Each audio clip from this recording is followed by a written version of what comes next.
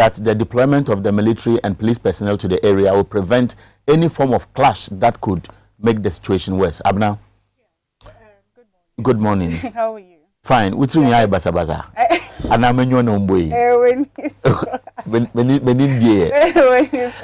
I like it. It's comfortable. Very comfortable. I won't say a word. You know, this morning it rained at my end. Okay. It did. So I was like, oh Lord, I'm in trouble. But this is natural. Yeah, it is. And in Sony Guswa. So how many years did it take you to grow this? Years? No, it hasn't been years. It's just been some days. No. I wish. You know why I'm saying I wish? Yes, okay. Because you've been eating too much tilapia head. Yes, the tilapia head. So stop eating it. The white juice at the back of the...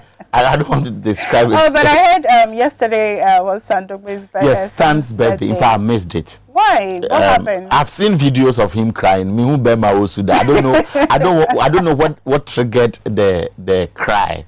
Right. Whether it is I'm talking about seeing the people that like him around. I'm sure he was at a different level. What level was that? Otherwise, it was 45 Why are you putting the man on the spot? Let me put him on the spot. You know what he can do to me. Oh, really? All right. Happy birthday, you know why I'm happy about his birthday? Because it's my birth month too. Actually, it's my birth week. You need to look for him. This weekend is my birthday. I'll look for him. He's a very good friend of mine. I'll look for him and take you closer to him so that you can also chop the birthday song. Yesterday, the former president was at the event. I was busy here doing production, and I was watching the video. Snippets were coming out, and he took some lump of cake, and he wanted to push into his mouth, and it was fun. I understand all kinds of Ediani. Was there? And I know that Kiki was also shaking cocktails. Of course. Obobia is ready. Pause for 3, specially packaged. Let's listen to her.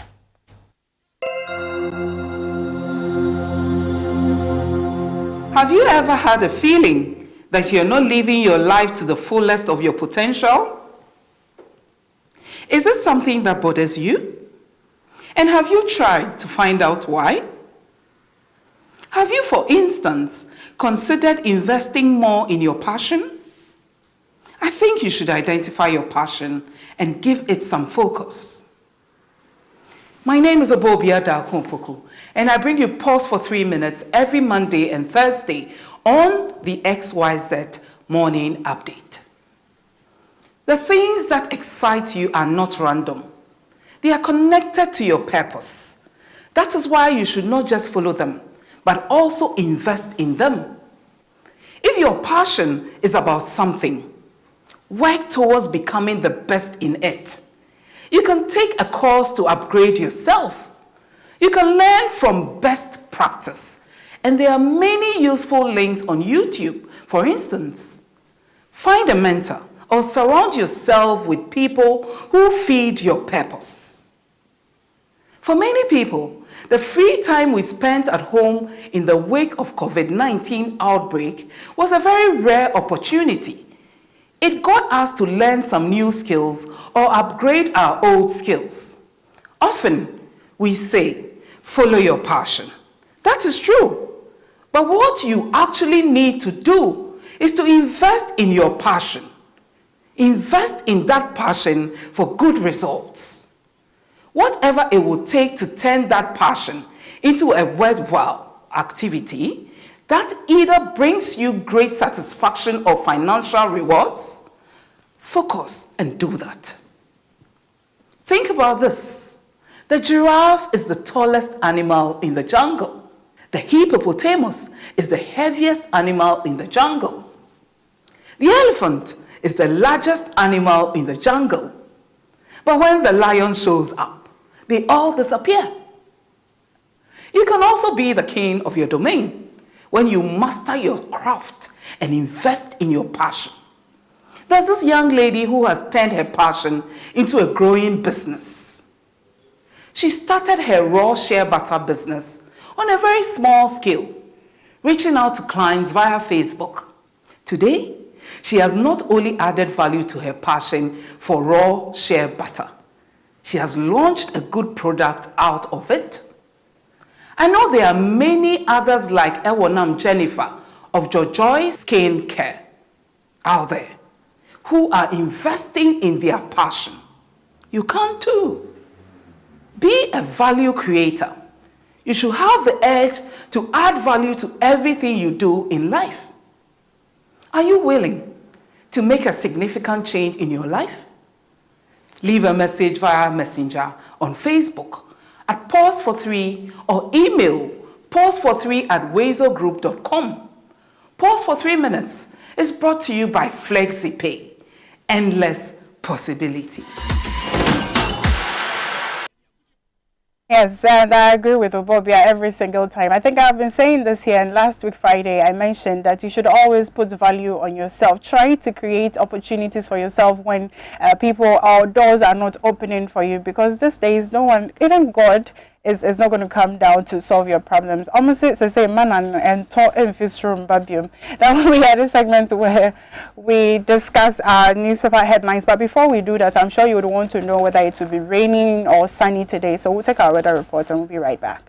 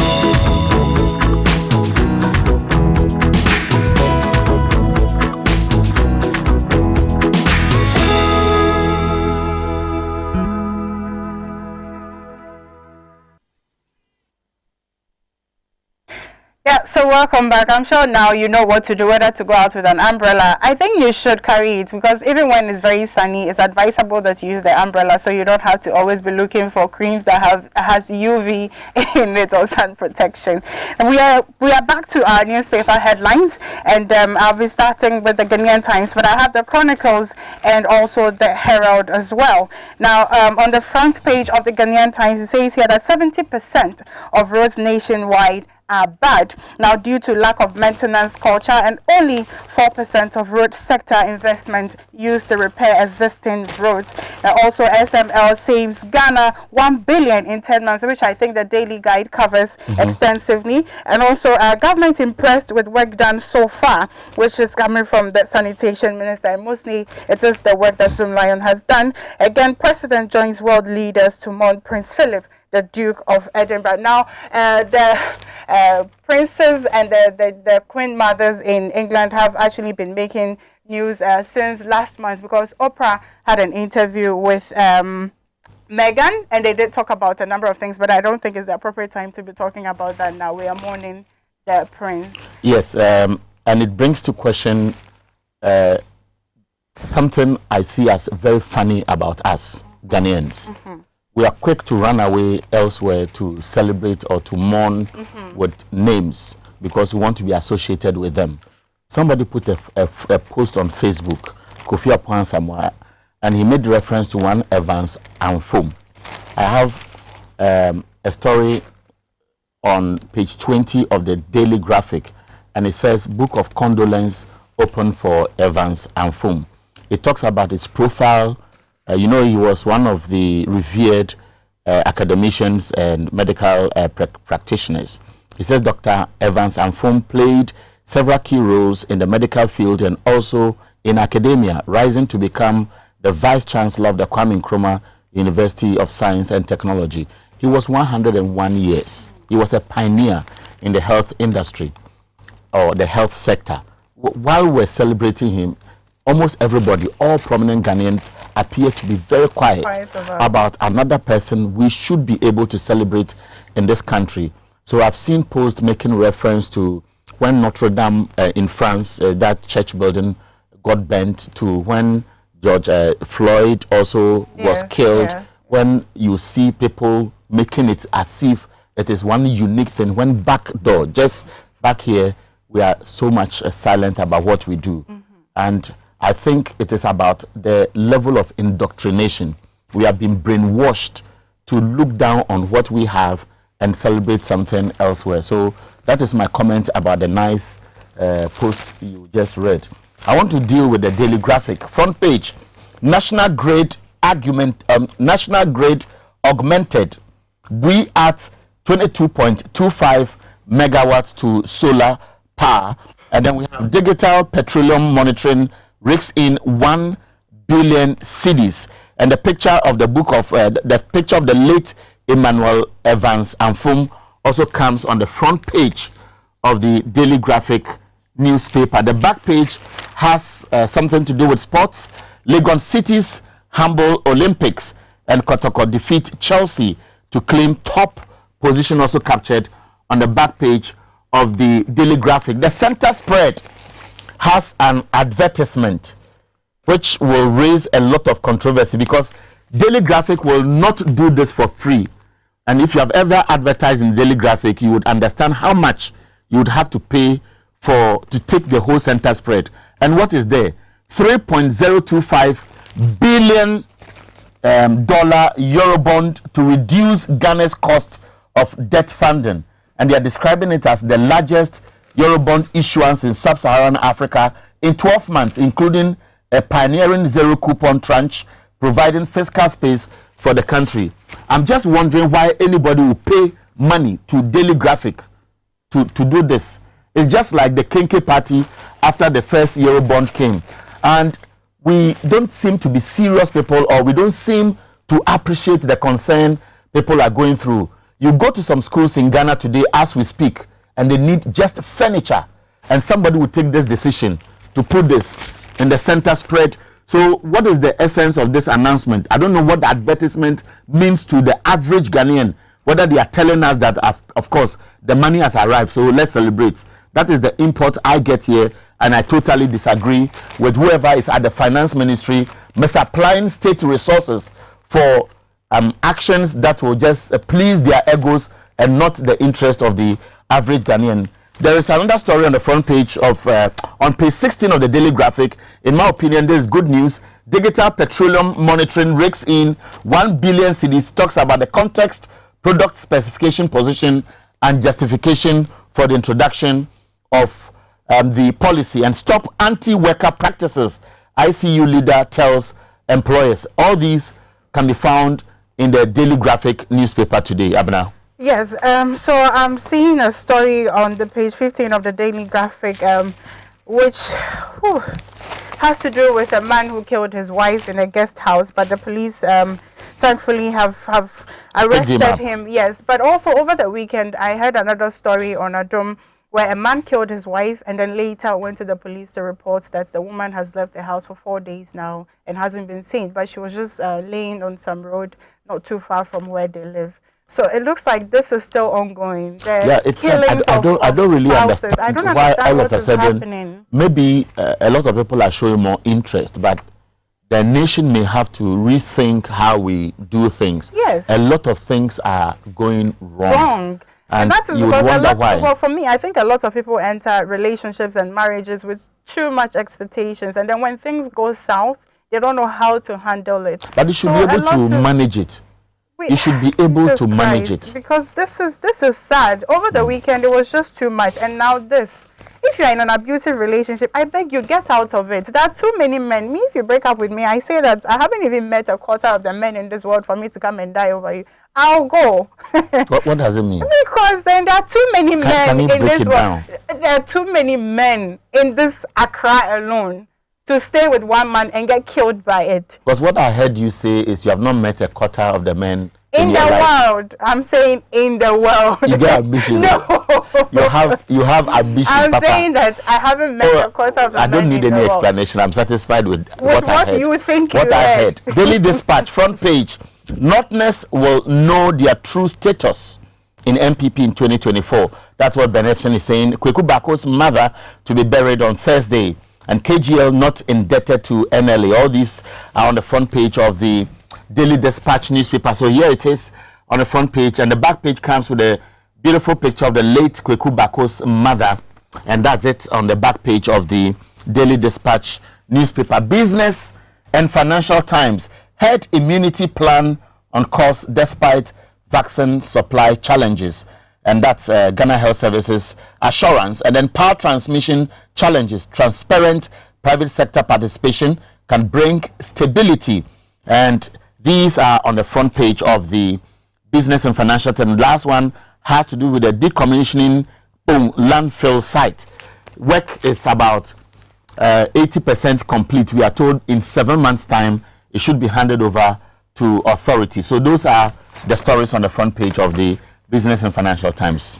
The Chronicle also says why Ochihini failed to remove alien shrines. Now also, don't forget, NDC is in your DNA. This is coming from Ampofo to the Speaker of Parliament, whereas government is treading cautiously in the passage of the broadcasting bill. Now this is coming from Kojo Opo Nkrumah. A chief's body has walked away from the mortuary. Now the Herald also says that tension is brewing at Ministry of Foreign Affairs over recruitment of 320 family and friends. Career diplomats are enraged, whereas government replaces local eggs with Chinese mackerels for free SHS students. Poultry farmers left in debt. Now Ghanaians demand what tax revenues are being used for, says Afrobarometer. And that story is quite serious.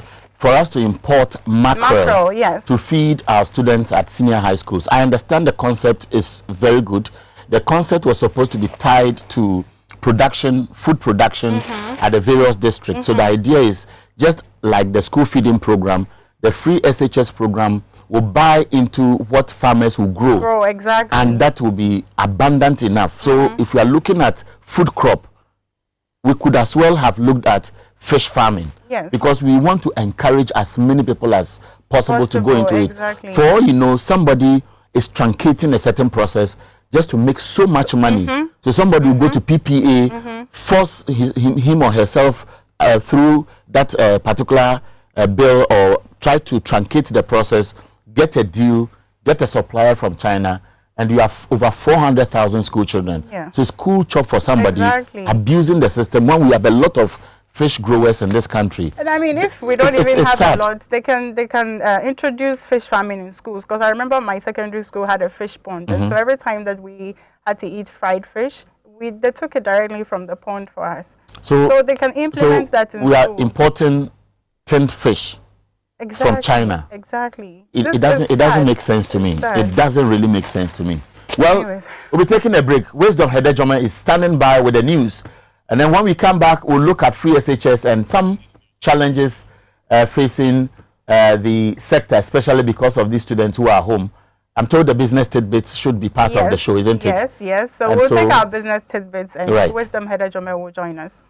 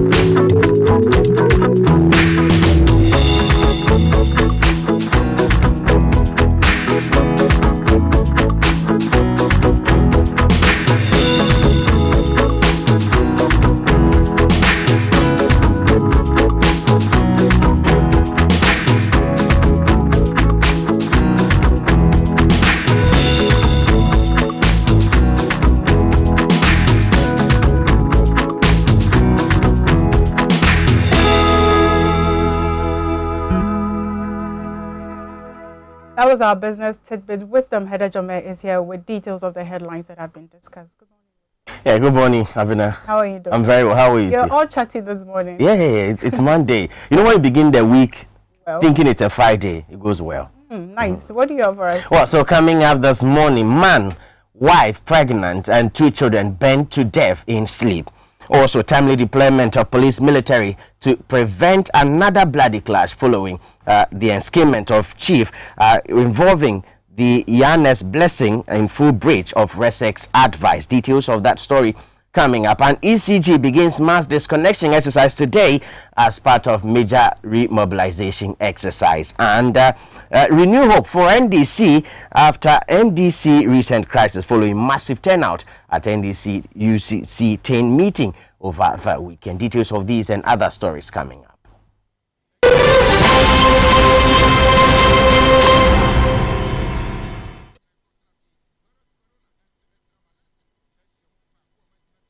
Thank you so very much for joining us this morning. Let's begin the story from the northeast region of the country because there is heavy police military presence in the Tripoli to prevent another bloody clash following the enskinment of a chief. Now, the situation is very volatile, especially because of the alleged involvement of the overlord of Dagbon, Yana Abukari Mahama II.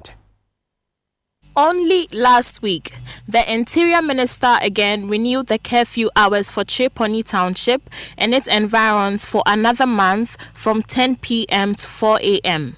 This is in spite of heavy police military deployment to the area to prevent reprisal attacks from prolonged chieftaincy disputes. In such attacks, communities belonging to both Kokombes and Chokosis are burned, animals are not spared, and those who venture to visit their farms become easy targets. The latest tension has been triggered by the enskinment of one Alhaji Abubakari Alfu as chief of the area.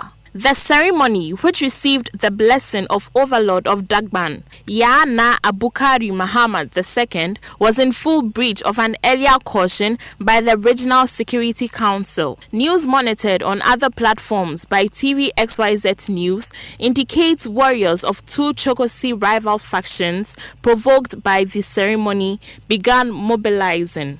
We are just beefing up the security there. 20 military officers from Tamale, and then about 4 vehicles. From all indications, tension is rising. So our men too are on the ground because of this chieftaincy problems and other things. We have about 80 police personnel on the ground now, I can tell you. And the military also is bringing more vehicles. We pray that we can maintain law and order. The timely deployment of additional military and police personnel has prevented violent clashes, but officials say the situation is still dire since the people cannot be predicted. Now, TV XYZ News is learning that residents are fleeing that part of the town for safety. Now, we'll still stay with some disturbing stories because neighbors of a family wiped out by raging fire that consumed their home at dawn yesterday is still yet to come out of their trauma. Now, this is the house in which the 48-year-old man, his pregnant wife, and 2 children, a 9-year-old and a 5-year-old, were burnt to death. Witnesses say it happened just before midnight and it was too late when fire tenders arrived. Those who managed to escape the inferno that swept through the 8-bedroom house from being consumed are currently on admission at St. Martin's Hospital at Agroesum in the Amanse district of the Ashanti region. All 4 survivors are said to be tenants who managed to escape. Now, the immediate cause of the fire is still unknown. Now, expectations are high among the first batch of Ghanaians to take their AstraZeneca vaccines ahead of the scheduled date for the second jab. Now, rumors arrive there is already shortage and government is yet to take delivery of the mass exercise. Now, the Ghana Health Service is yet to officially speak on the issue to manage public interest, even as COVID-19 active cases continue to decline. Infection rate in Ghana has seen a consistent decline since March. Only 65 contracted COVID-19 within the last few days compared to the count in hundreds at the beginning of January. Total active case count is now 1,386. Of these, 31 are in severe condition. Health authorities have warned the country risks a third wave if restrictions are relaxed.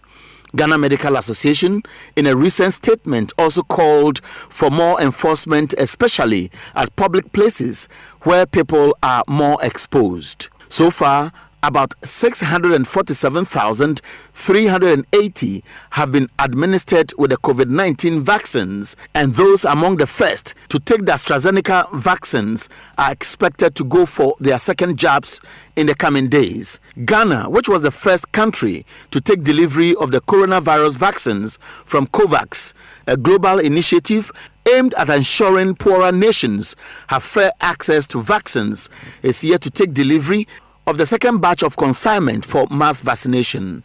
More than 20 million, apart from frontline health and security staff, are expected to take their jabs by the close of the year. Let's turn attention to the power sector, and I should tell you that brace yourself for self-inflicted doom. So if you owe or your organization owes doom ECG, now they are embarking on a mass disconnection exercise under what is described as nationwide revenue mobilization beginning this morning. The exercise, according to an official notice by the Electricity Company of Ghana, targets all categories of customers in arrears. ECG says revenue mobilization team deployed will be identified by their staff identity card, and customers have every right to refuse access to those who fail to produce their IDs. The exercise today comes in the wake of public concerns about the intermittent power outages, critics blame on government-heavy indebtedness, now compounded by the free COVID-19 relief package announced last year. But Gridco, which is believed to be facing similar financial crisis, insists the current power outages are mainly a result of major maintenance works or technical failures. ECG, through its statement, has advised consumers who may have issues to avoid open confrontations with a mobile team by calling its contact center or visit the nearest ECG office. Meanwhile, ECG has hinted the public tariffs may go up soon to raise funds to sustain operations. Let's turn attention to the Speaker of Parliament, and Alban Bagbin, who spent time with his home people over the weekend, has again reiterated his pledge to redeem the sunken image of Parliament. Now, he was joined by NDC executives and leadership of the House at the Thanksgiving service held for him at his birthplace, Sombo. Sumana Bagbin received a heroic welcome on his first official visit to his home region since his election as Speaker of the 8th Parliament of Ghana. Accompanying him were NDC National Chairman Samuel Ofosu Ampofo and General Secretary Johnson Asiedun Ketia, regional party executives, some NDC MPs led by Haruna Idrisu, leader of the majority group Oseiche Mensah Bonsu, and friends. Also in attendance at the Thanksgiving service held at Sombo, the birthplace of the Right Honourable Speaker, were two Deputy Speakers of Parliament, current and former MPs, as well as some government representatives. The Speaker, who expressed gratitude to his party and all who wished him well, described his election as divine. He said that will forever guide his decisions to ensure Ghana benefits. He acknowledged the odious task ahead and appealed to the public to exercise patience and understanding. The pledge to redeem the sunken image of Parliament has often been reiterated by the Speaker, as he is closely being monitored by political analysts and governance experts. The Speaker, who is the first from an opposition party to head the third arm of government, is currently under pressure from both the NDC and MPP, suspicious of his actions that could undermine their group wishes and expectations. The NDC, for example, was at loggerheads with the Speaker of Parliament for compromising on the confirmation of Nana Akufo-Addo's nominees, and some NPP MPs, including leader Osei Mensah Bonsu, has also been critical over some of his decisions. Now let's turn attention to the camp of the NDC, because the youth wing of the party has been tasked to step out and be counted in the party's renewed bid towards the 2024 elections. Now this follows a heavily attended UCC 10 meeting, which saw many speakers assuring the grassroots base of the party, regardless of the Supreme Court rulings and EC's protection and recent development in Parliament and the party in general.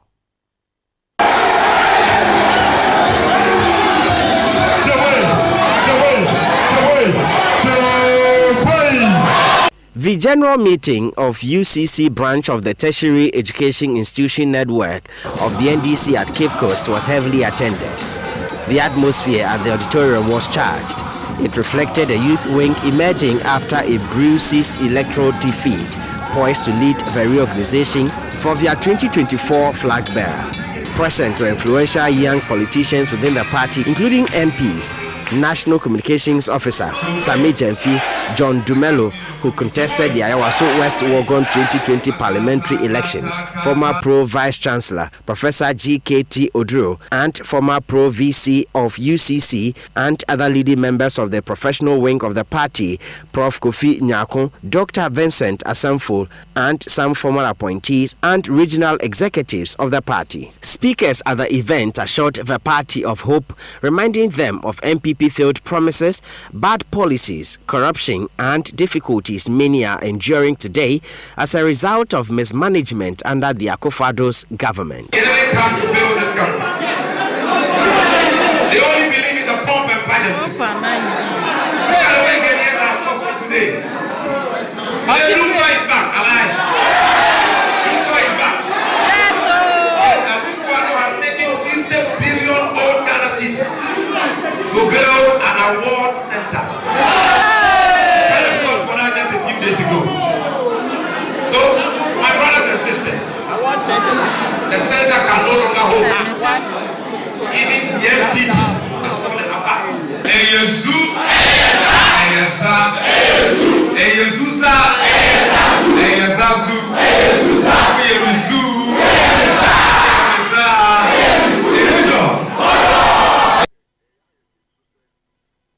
Away from the NDC, let's now turn attention to the camp of the MPP and a group calling itself the Concerned Polling Station Executives of Ayawaso West Wogon here in Accra are demanding the removal of the Municipal Chief Executive of the area. Now, they are accusing the MCA for the area, Sandra Owusu Ahenkora, of mismanagement, misappropriation of funds, selling of state lands, and working against the MPP's agenda to break the 8-year cycle. The group at a news conference have noticed it will vigorously resist the imposition of Madam Sandra Owusu Ahenkora on them by certain officials working from the office of the president. The return of Honorable Sandra should authorities Our 2024 victory starts right from the decision leadership will take for us. Yes. Thank you. We want to state categorically once again that the return of Honorable Sandra will cost both the MPP as a party, the member of parliament on ticket of our great party, and resident of our great municipality and constituency. Now, let's update you on the Kaswa ritual murder because there's some fresh development on the Kaswa ritual murder. Now, there's uncertainty about the fate of the fetish priestess picked up by the police for her suspected involvement in the dastardly act by the two teenagers suspected and suspects detained now. This follows an open threat by residents of Amanase in the Ayenswano district of the eastern region who threatened to set her house ablaze. Now, the spiritualist has since been granted bail by the police, but her whereabouts is still unknown following police concerns about her own safety after the ultimatum issued by angry residents prevented by the Suhum police following an earlier intelligence. But the acting chief of Amanase, Nana Ado Ejekum, who addressed the media, says they may be forced to take the law into their own hands to protect residents if the police remain adamant. This was the ultimatum he issued. So when Timia Mekan try and say, one woman and now one side Nimudia, Yankasa ya Demran Besha Yansem, near Pamuwa Fiam Krumha. Yama police phone and answer. So police phone to me a cat try and say, Crafono, one who saw Yan one better. So Becca try and say, one sa ever abofra Ketuano, we our Caswano, Ewunum Bidia, and also Yabesha say. Now, TVXYZ News sources at the Suhum police station say they are closely assessing the situation. They will not confirm or deny the involvement of the fetish priestess, but as well as a shrine or home is under protection. Now, meanwhile, the police has picked up 2 other suspects in connection with the Kaswa ritual murder. Now, the main suspects are to reappear in court on April 20. Still on issues relating to Malams and spiritualists tag on Malams seem to be invoking anger among other Muslim clerics other than those on national television and those involved in ritual murders. Now, Central Region's correspondent has been speaking to one of such persons in the following report. Public perceptions about spiritualists tagged as Malams over the past decades have stemmed from how some people of northern descent had portrayed themselves. The public is now blaming them and money doublers because of their presence on national television. Songhai National Chief Imam Sheikh Abdul Malik Rahman Magai says the tag is demeaning, especially because of the generalization. He tells TVXYZ News there is clear distinction between ritualists and Malams. Malams are not the same as those advertising for money rituals or anything like that. So this is Malams. Malams are not for money rituals. Well, those are not qualified to be called Malams, but we call them Boka. We call them Boka. They worship idols, they worship somebody which is not Allah. So they are not Malams, and even what they are doing is not acceptable in Islam, and it is against the teachings of the Holy Prophet Muhammad. Sheikh Magai supports any action to clamp down on fraudsters and is appealing to government to increase police presence in Kaswa and other Gomwa communities where criminals operate as soft targets. And before we go, the decommissioning of the Ekpon landfill site is set to be ready for use by end of December this year. Now, Sector Minister Cecilia Dapa, who has been on some inspection tour of the area, seems impressed. Pressure began mounting on government to decommission the Ekpon landfill site about 2 years ago. The agitations intensified last year, following what residents described as nuisance following the failure to control heavy stench and smoke emanating from the site, as well as the leakage of leachates from the dump site into some drains and water bodies in the community. In March last year, for example, some opinion leaders led the youth to protest against further dumping, including fecal matter, at the site, resulting in a major waste management crisis in the Tema and Ekpon municipalities. Work has since started, and TVXYZ News has learnt decommissioning and re-engineering works should be completed by December. Sanitation Minister, who has been inspecting the Ekpon landfill site project, says she is satisfied with progress of work. Dr. Joseph Siao Ejapon is the executive chairman of Jospon Group of Companies, which owns Ghana's largest waste management company, Zoom Lion. Cecilia Dapa, who is abreast with the concerns that triggered public agitations, advised the MCEs, Fokbon and Tema, to engage community leaders and the people on the expected benefits. Greater Accra Regional Minister Henry Korte, who was among the delegation, said the investments are expected to change the face of the area. And that's your news this morning on Morning Update. My name is Westom Hedejome. As always, please log on to my xyzonline.com for more news stories and updates. Nana Abena Sewa Ochadi Ebonsu continues with Morning Update. Oh, you remembered? Yes, of course. Thank you, Wisdom. So how frustrated are you with the matters arising from the free SHS and students going in and out of school? If you are frustrated and you do not know how to handle your SHS child who is home now, then you might want to stick and stay with us. We'll be right back.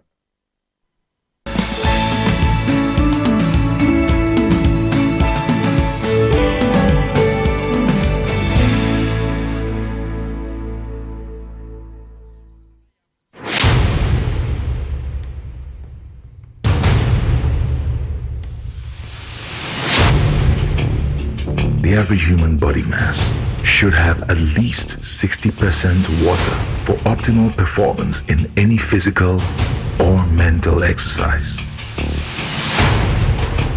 We can help you maintain it naturally.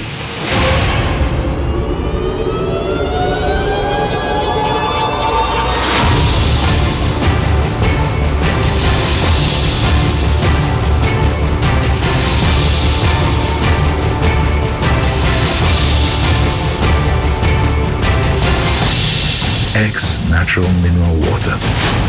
Simply natural. I love makeup. Applying it gives me so much joy.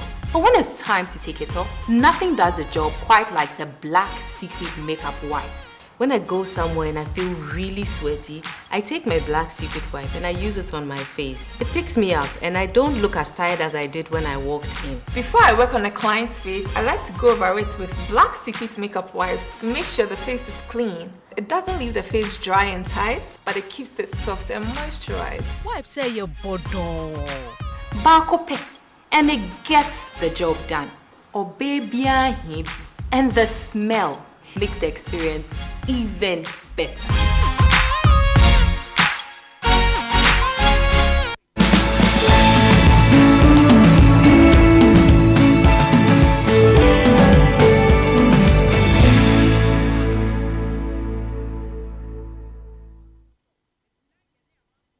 Welcome back to the morning update on TV XYZ. My name is Nana Abena Selwa, and as always, this show is brought to you by X Natural Mineral Water, simply natural, and of course, Black Secret Makeup. So if you have your makeup on, if you decide that you don't even want to use our products, so you have your own makeup on, and you feel like you're all sweaty and you look tired, just find yourself in some corner somewhere, use your phone if you don't have a mirror, and dab with our facial wipe, and you're good to go again.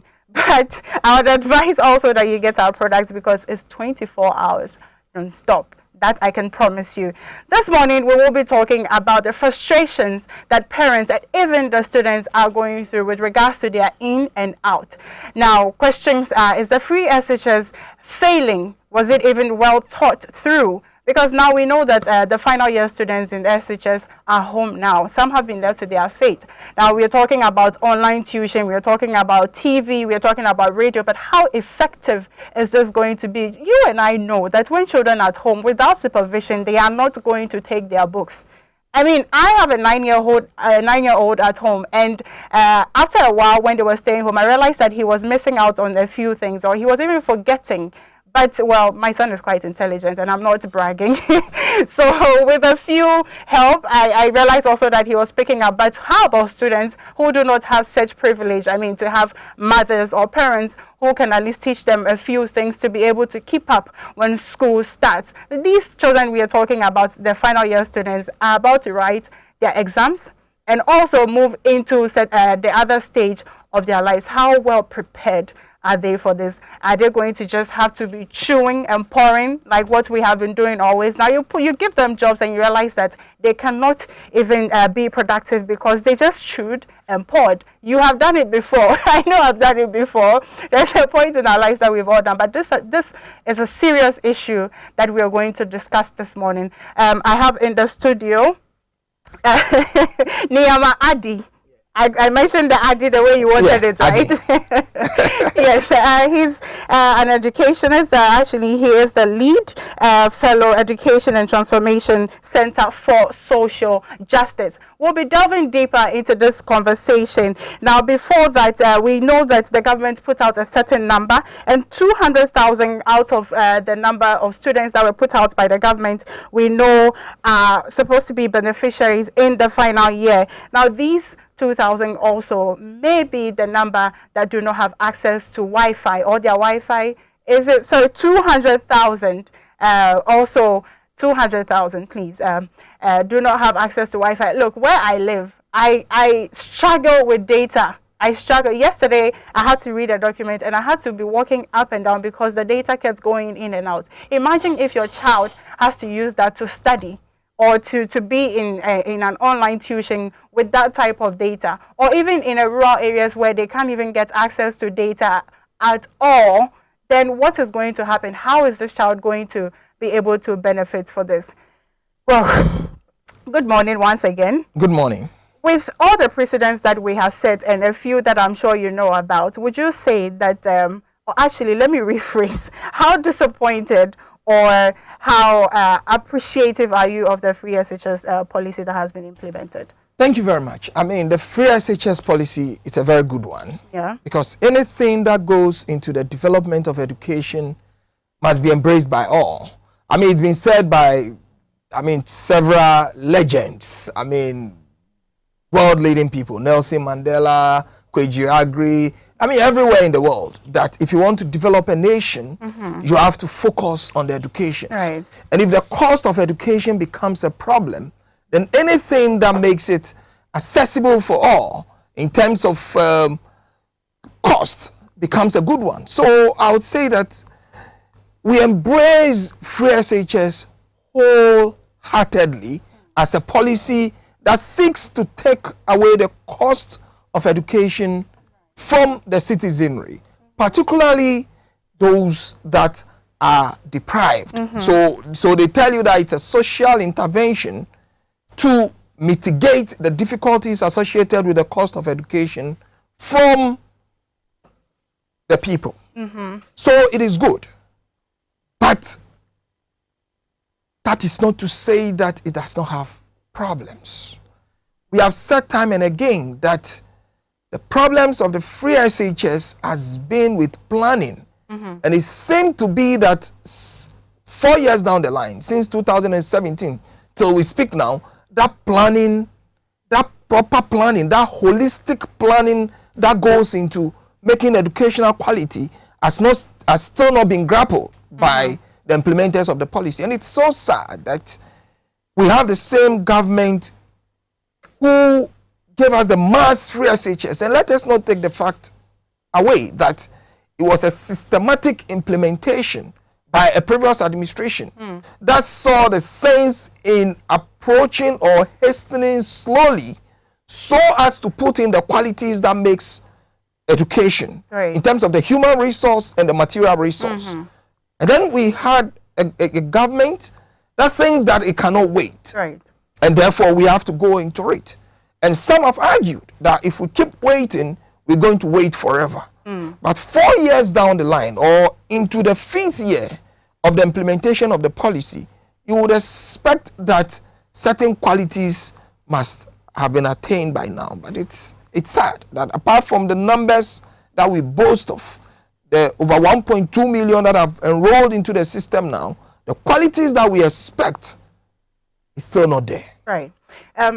Before we continue this conversation, now today the focus of this conversation is actually on the SHS final year students that are home, and also setting policies that the government is trying to put in place to make sure that they are able to pass their exams, etc. But before we delve into that, there's a video I want you to see. transportation that we spend and we go back again. It is a lot of money. So because of that, we can't go back again. Where are you coming from? Bimbila. Bimbila. Yeah. I mean, postpone. Oh, to me, I think it's a very bad decision, and this will affect our academic. Because when we went home, most of us were not able to learn because nobody was around to motivate us. So as we've come, even if the teachers are around, they will guide us. But now that we have to go home, it won't help us at all. I think the government have to do something. Realize the case, we have some few months to write our paper. Are we going to fail or we are going to pass? We've stayed in the house and it's very, very bad. The government have to do something about it. The decision taken by the government is very bad. Why do you say so? Looking at our academics, we didn't do anything. We are now in Form 3, but most of the Form 2 topics we have not treated. We stayed in the house and couldn't go for classes because of the works in the house. And now we are here for the masters to help us. They are asked to go back to the house again. And looking at the distance and the money will pay as transportation, it's too bad. My mother borrowed money for me to transport myself from the school, from the house to the school. And here lies the case, I have to go back. Within 3 days, I came only Friday, and today, Tuesday, I have to go back to the house again. How is she going to get the money again? She needs to borrow, and borrowing, in addition to what she borrowed again, will bring a lot of burden, because if I go to the house again, we need to struggle to pay those people, and coming back, she needs to get money again. So looking at it, the decision is very bad. They need to do something about that. How are we going to write and pass exams, be in Form 3 and Form 2 things, you have not even learned it, and we have about only 2 months to write? It's too bad. Please, the government should do something about that to help us. Thank you. Okay. Please, I'm very, very sad about the decision taken by the government. Why? Because we have stayed in the house for too long. As a Form 3 students, we are going to write our WASI, but we don't know what we have learned. And they say WASI just near. Then they say we should go back to the house again. We don't know. And our place too is too far. Where are you coming from? Oh, Accra. Yeah, so those are disturbing comments that you saw on the screen. This interview actually was conducted by Joy News. A lot of things that they have said, and truly, I know that there are parents who give their last monies to their children to go to school because, you know they would feed on the food that they give to them, and so they don't have to really worry about what they will eat. And so even if it means they have to borrow to give to their children to go to school, they do that. Now they give money to these children to go to school, and they're asked to come back home. Adi, what do you say about the video you just saw? I mean, it's so pathetic, very, very pathetic. I mean, I felt it just as you do. Yes. I mean, for a program that is a social intervention that is meant to lift the burden of people in deprivation, because you see, when sometimes we sit in the capitals and we think that everything is okay, but social interventions are meant for people who are socially deprived, who do not have the luxury of the children of the ministers and the children of the policymakers. Because, I mean, they will take their children to school abroad. They will take their children to school elsewhere and then probably find them extra tutors. So they don't feel the pinch like what we saw these young people do. And it's so sad that if people are desirous of learning, it is not an issue of they not wanting to go to school and social welfare has to pull them back to the school, but they are so desirous of learning. So why should any system, why should any structure, by the intention of people who so much want to deprive the poor from accessing education, do such a thing? It's so sad. I'm sorry, I'm not cutting you, but we have Peter Patty on the line, and he'll also be talking to us with regards to the SHS students that are home and how to manage them as well. Good morning, sir. Good morning. How are you doing? I'm fine, and you? Okay, thank you. Now we've heard of SHS final year students at home. I mean, we have also seen some interviews with them on Joy News, and they're talking about how sad and disheartened they are about the fact that they have some few months to write examination, and yet they haven't even completed their syllabus, and they are asked to go home. How do we manage this situation at this point? Thank you very much. I think that we have all condemn the erratic nature of the academic calendar that seems to happen in recent times. And we've all called on the Ghana Education Service to make sure that they rectify these things so that going forward we will not have such challenges again. But going forward, what we have proposed is that the Ghana Education Service should, as a matter of urgency, pull down the content on the Ghana Learning Television, restructure it in such a way that it will be suitable for the final year students, so that a majority of them can have some sort of revision through that particular channel for the time that they are in the house. Again, since we are dealing with relatively matured students, these are SS3 students who I can say that they are matured. We also want to appeal to parents that they help or they supervise their wards to draft a timetable for them. This can also be coming from the schools, so that each school, you know your students, you have contacts with them. There can be an organized timetable for them whereby they can revise or study whilst they are in the house, just to make sure that they are academically active before they go back to school on May 5th. Now, how about parents who are not, sorry to say, educative enough? How do they draw such timetable? Yeah, that is what I'm saying, that it is not the parents drawing the timetable. I'm saying that there should be some sort of supervision. You are dealing with SS3 students. These are students that have gone to SS1, SS2. They are now in SS3. They have personal timetables on campuses. So it's just a matter of giving directives, direction. So it's either it comes from the school or it comes from the parents. The school, since the school has contact with these people, they can just send a message with a draft timetable where students are supposed to obey, and then they do some sort of personal studies during that particular time. Right? This would demand a lot of discipline on the part of the student. That's why I'm saying, because they are mature students, the assumption is that they have the mindset to pass their exams, and therefore, any kind of push, a little one, that will enable them sit down and study for this period before they go back to campus would be adhered to. But more importantly, the Ghana Learning Television, which broadcasts teaching of certain subjects and other things to students, should be restructured at least for this 1 month to suit these final year students, where maybe, if not for anything, the core subjects are taught at regular intervals for students to use that period to revise and then study some of the things that they would have studied during this period.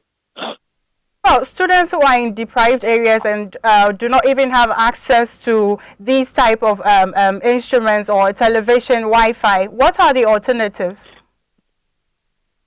Well, I think we had this discussion when we were talking about during COVID, and then the online virtual things were coming on. So of course there will be students that will be deprived in terms of their access to television. Yes, so that would be the unfortunate thing for this. But as much as possible, if we are able to do this, we will be able to cover a chunk of the students who are in the urban and peri-urban centers. And I think that since it is being broadcast by the Ghana Television, it cuts across the length and breadth of the country. So probably a lot of them would get access to it. But of course, it's not everybody who would be able to access that, and that's an unfortunate incident that we will have to deal with.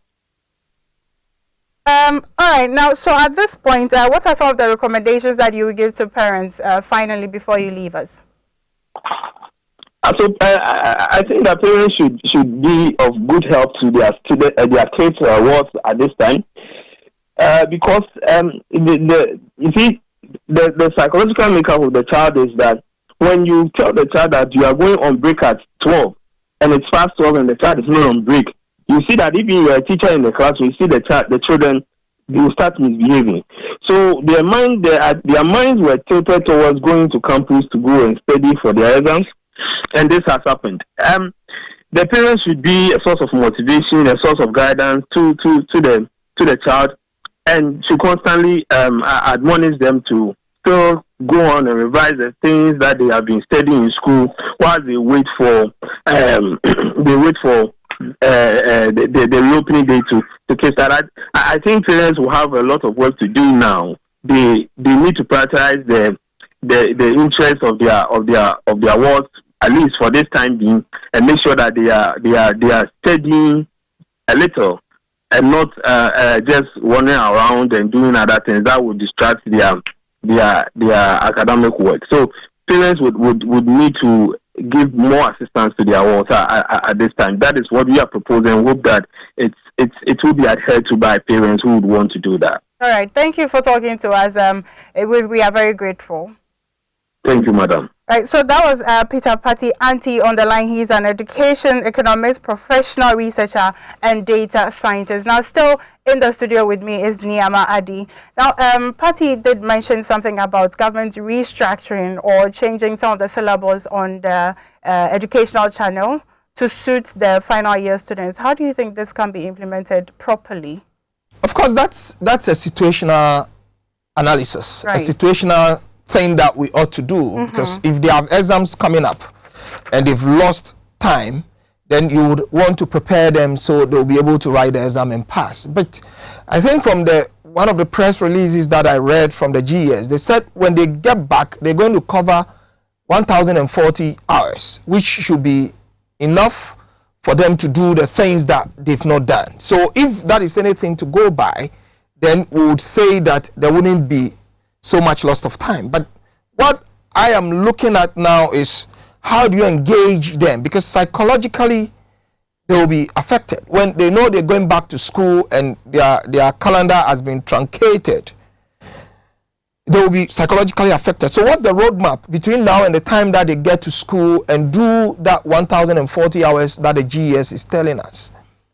We mentioned the TV, and then as you rightly said, what about those in the rural areas? That's why the essence of rural education comes in. And it is one area that we've not focused on properly as a country. Rural education. I mean, what do we do? You have to, if it's the need that the children are buzzed from their various communities to a learning center where they will have access to this TV which they don't have at home, should be one solution to look at. And then you also talk about the rural radio broadcasting. You see, the core essence of community radio has sometimes been deviated into content that is not the purpose for which they were established. Right. Community radios are mainly for education, and if you go back to pre-independence and you study the literature about community radio, you see that they went into agriculture education, they went into community education, etc. And we've lost all that. But as somebody who have studied education and have studied particularly on rural education development, these are things that we should do. And I think that companies should take interest, because if we have community radio, which now is in every part of the country, broadcasting on some of this educational content, these syllables, then that would help everybody there. And it should be uniform. And then again, you will recall that during the COVID, when everybody was suffering, the telcos were making in excess profit. They were one of the companies that benefited a lot from the COVID. So what do they do? It's time to give back. Okay, so that if data is going to be a problem, what are they doing to help our education? So these are the times that the telcos should also be able to, give out free learning time within certain time. We used to have packages where from morning till certain time you don't have to pay anything when you are on a certain network. It should cut across all networks within certain time. Okay, those who do not have the Android phones, again, we know that the data tells us that there are more phones in the country than even the population, which means that everybody has a phone. It could be Android, it could be what we call the YAM. If it is the YAM, what are the innovative ways we can do it? Is it going to send a thing through text message? Is it going to be through voice that it can do? I mean, we've discussed all these things. So it could be through voice, so that these recordings are sent to this and identify them, solve the problem. If it is the issue of giving phones to them for this purpose, give it to them. I mean, let's solve the problem. I mean, the whole issue about the free SHS has been planning, and we seem to be behind that planning till today as we speak. And when you fail to plan, you plan to fail. So you mentioned something about GS doing the 1,040 hours. This is what we refer to as the crash program. Isn't this ineffective? That is the thing. When you becomes information overload. Okay, so sometimes it gets confusing for the children. And when you prepare them for examination, then they're going to have real challenges when they get to the next level of the education, which is the university level, where your analytical skills is more required. Okay, where you are able to think into issues and come out with your own solutions is going to be a problem. Okay, but be that as it may, if that is what we have to do for the time given, then you would expect that, again, proper planning, thinking ahead. Let government tell us that, or let our educational policy makers tell us that after the education, we're going to continuously engage these children to cover up for certain things that they've not done. Because education is a continuous process. When they finish the exam, they're going to be home till the results are released and they go back to the university or the next phase of their life. What do we do with that period? You see, it's all about problem solving. And we have to look at ways to solve those problems. Thank you so much. Thank you. So as Niyama said, it's all about problem solving, and we need to find ways to solve the problem, not come and put bandage on the issue, but solve it from the grassroots. We have been discussing the SHS final year students that are home, the challenges that they'll be facing, and how we can help them further with their education. This, of course, has been the social segment on the Morning Update on TV XYZ, proudly brought to you by X Natural Mineral Water, Simply Natural, and of course, Black Secret Makeup. Eric is ready for you with the newspaper review.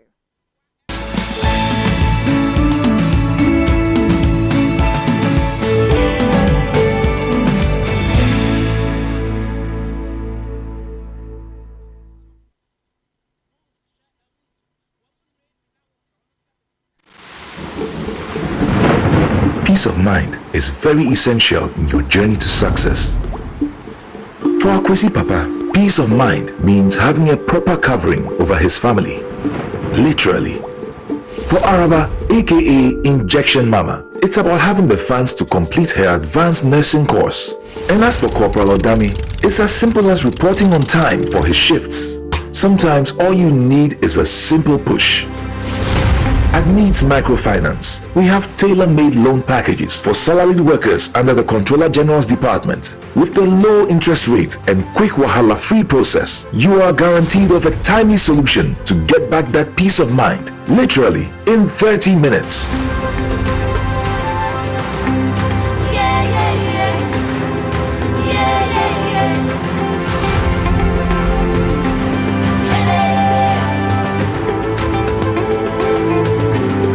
Needs Microfinance. Growing with you.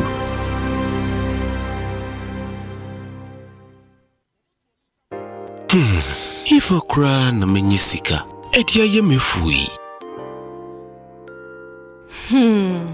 Ehin fa na menya bosia, edia tre medwuma yimu. Kai kra mabre, miye bosia ato taxi fufu. Suhum Rural Bank. Suhum Rural Bank.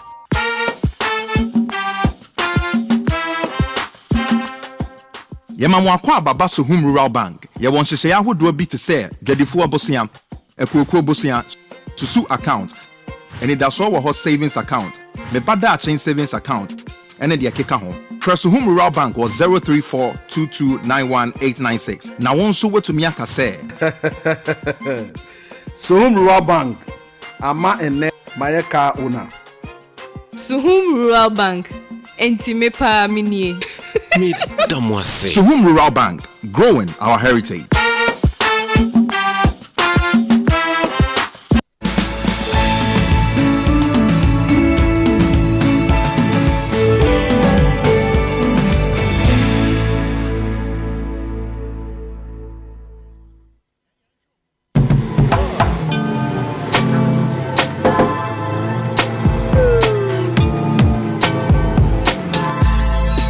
Welcome to AutoCheck Vehicle Diagnostic and Licensing Center. I hear my car can be checked here without going to so many hour crash. Sure.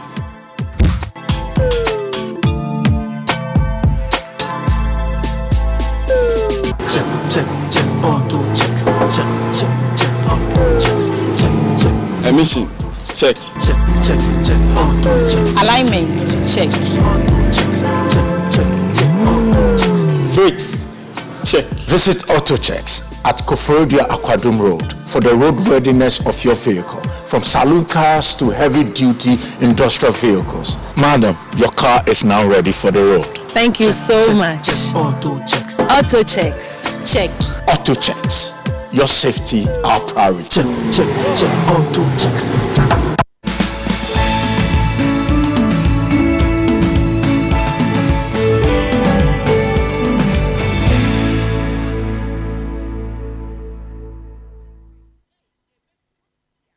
Welcome back. This is a morning update on TVXYZ, Xyz TV, those following us on YouTube and Facebook.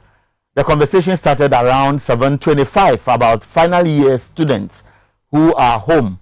If you're a parent, how do you prepare your child well enough for the WASI? We all know that many of these students have been home for at least 8 months when we were going through the COVID crisis. They were back in school, managed to learn for a few weeks or months, went home for the Easter break, only to be slapped with the surprise that they may have to come back on May 5. The concern is not about why government would think it's appropriate at this time for them to stay at home, but the worry is about if the children will be adequately prepared for their final year exam. That conversation traveled into our time for newspaper review, but I have them here. They were patiently waiting. Alexander Chum Berima is a legal practitioner, looking very fresh this morning. Alex, good morning. Good morning. I like your top. Traditionally, lawyers they encamush a suit. You want to go local. And everyone has some kakra. And then John Kweku Mensah Mauto is Dean of Students, School of Graduate Studies, University of Professional Studies, Accra, UPSA. Sir, you are welcome. Thank you. Now, let's wrap up briefly on the concern about the final year students. Peter Partey was suggesting that with immediate effect, GES and GTV should restructure the learning plan or maybe the schedule for the program they are giving our students through television or online, such that the focus will be on the final year students. And then the gentleman, Andy, who was also in the studio, suggested that beyond that, we should look at community radio and how effective they can be used. But all of them admitted that at this stage, it is a battle between for the parents and the students together as one to see how they can walk their children through. You are an academician. First of all, how did you take this conversation going forward and how parents can benefit? Thank you, Erica, and good morning to all of you. It's very, very imperative to say that where we have gotten to, we are at a crossroad when it comes to our education, especially when we just transition from the traditional educational system and then with the introduction of free SHS with its associated challenges, which requires that we should even be introducing some sort of innovations to manage the limited resources. And then just as we're about to settle, then I think the COVID also came in, which also requires that students will have to go home. Throughout this period, we all know that students have lost a lot. Once again, most players in the educational industry, we tried as much as possible to engage their students through various means. At the tertiary level, I don't think we really had serious issues, because one could easily say that at the tertiary level, every student to a large extent knows their left from right. So they were somehow okay with internet services and all that. But at the lower level, that is where the problem is. And after they've lost so much credit hours, and with the inception of the crash program that was organized for them, I don't think this was really planned. GS didn't do their work right, but they've come out to apologize. Now, the issue is, how do you solve the issue? We will need to look at how to teach people remotely. And that was the gap that was created by the teachers. So when I say by the teachers, in the teaching field at a lower level, I don't think they were well equipped to manage this gap. So it went a long way to affect people, especially at the time that the final year students were asked to go home, which was unplanned. So the question is, how do you manage it? I think the previous speaker did mention that we can also look at using, GTV has started this educational system where they teach most of the core courses. And yes, indeed, it must be restructured. I expected this long ago because in most developed countries, like China, television is not used for only entertainment, but you go to a number of villages, province in China, and at a particular point in time, you see farmers by their television being educated. And this is how they have structured their distance education. And I'm also happy to hear from the educational expert who just left your studio that we should revisit the community radio. For me, radio is a little bit outmoded now. We are talking about TV, where visuals, because contemporary children are so much interested. Radio, the target group may not be children, because if you want to attract children's attention, then you should show visuals.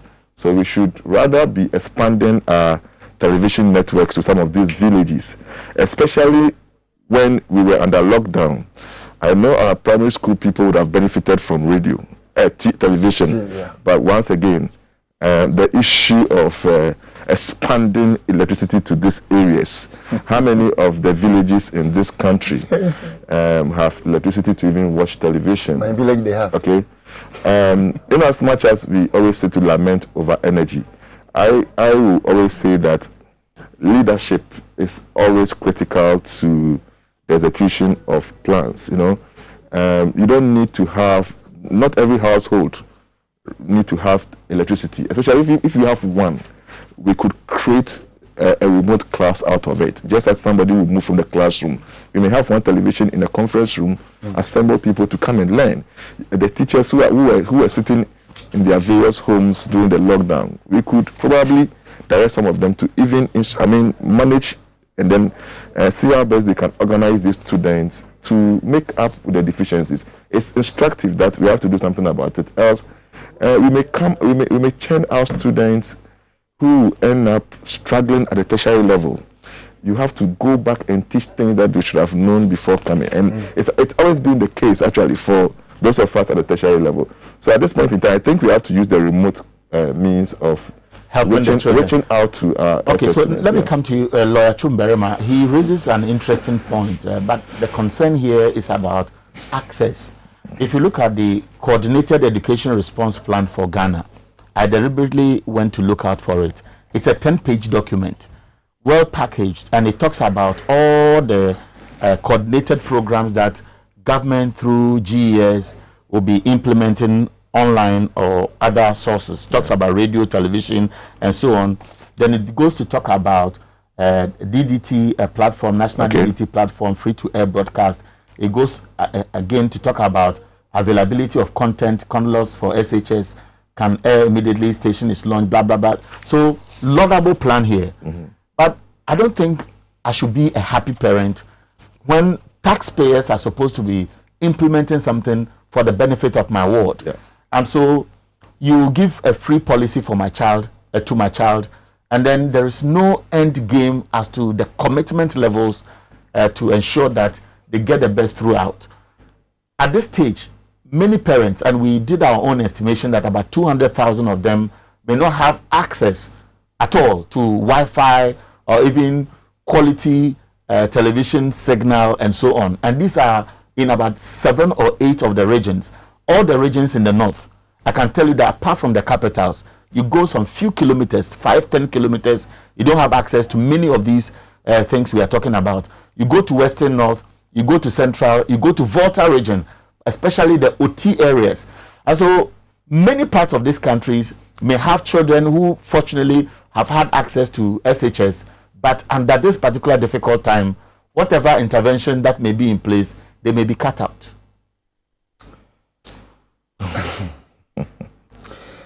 Eric, you see, this whole thing of free senior high school, which has been a policy of Ghana. I'm saying a policy of Ghana because it's embedded in our constitution. So it's our policy. It's good. But you see, we needed to have put up good measures in place before rolling it out in the manner in which we did it. What are we talking about? I think if I'm correct, one of the reasons why I'm told these students are back home is because of infrastructure. The desk and among others. Why at this stage? Once you open the floodgate by asking every grade to go to secondary school for free, you should have expected that. But you know one thing, we were not put at a disadvantage because the immediate past government, which this government took over from, had commenced certain things which could have mitigated this problem. What is it? Community-day secondary schools. If you go abroad, I'm sure my senior here will testify. Most of the schools, or most communities, you run community schools. So you cannot be living, let's say, Long Island in the New York, and then you'll be going to school in Manhattan areas. No. You remain within your community, and all levels or grades or whatever of school are found within your community, and that is the area that you'll be schooling. This was the mindset of the past government by bringing up or rolling out these community day schools. Unfortunately, they could not remain in power to complete their agenda. A new government came over. At some point, some of these schools were given to, or these blocks were given to soldiers as residents to go and fight Galamsey menace. Your students were hanging out under trees. Are we serious as a country? Is it that government is not opening up for ideas, or we as a people generally are failing because we are not demonstrating the anger or commitment levels to ensure that whatever we project has a well-planned structure to address those challenges? You see, I think the core thing is that we are not able to put our leaders into account. They have not been accountable enough. Because if they have been, government is a continuous process. You come in, take over from, you inherit the assets and liabilities. And for that reason, the assets, which includes this day secondary schools blocks, which were at different stages of completion, which you took over from the past government, you should have made sure that all those schools will be completed. And that, if I'm right, I'm told each one of us having about the capacity of 1,500. I stand for correction. But if that was the true capacity of each school, you think we would have been in this situation? Would third year students be going home at this stage that some of them have been going to school? No. The answer is no. We wouldn't have been here. But because our leaders have not been accountable enough, as you sit here today, Eric, how many of those schools have been completed that we know of? 26. How many? 26. 26. No, I'm not talking of those that were fully completed before they took over. How many have they completed in the last 4 years before coming to this second term? The government 26. claims it has it has been able to add about 32 more or finished. Okay, 32. And these were about 200 schools. So let's assume even the past government did about 40, and we have done about 30 or whatever more. So we have 70. What are the rest? What's happening to them?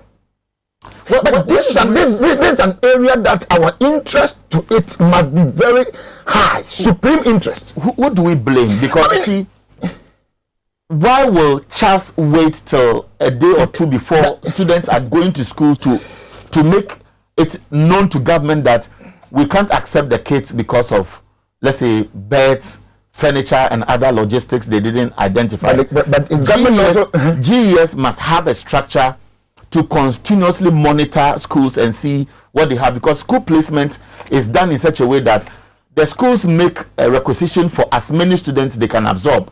That is looking at their capacity. The capacity before the students are admitted in the process for those schools. The ministry as a whole should have a system of checking where the needs, do a proper needs assessment. But the whole thing has been such that GES saying, as for us, it's not about us. It is the school heads who recommended. And so GES is making it look like it is based on the recommendation of the school heads. But parents are the ones going to go through this headache. You see, Eric, what did the school heads recommend? They recommended that because you don't have these chairs for us to sit on, we cannot come to the studio. Simplicity. Because we cannot come here and keep standing and be talking at the same time. So that is what, if let's even presume that it is true that they recommended that they should, the students or our kids to go home. Fine. But what was the reason? The reason was that they don't have the resources to keep them now. So they have to go. Did they start speaking yesterday? Eric, my point here is that, I mean, GES, if they should even make that point, again, that is a sign of a failure on their part. Because GES and Charles and what about those secondary schools, they work hand in hand. I'm right, senior. Yeah. They work hand in hand. If IPS is admitting today, or UPS is admitting today, they will admit based on their capacity. They know that we have 10,000 lecture room capacity where we can admit 10,000 students.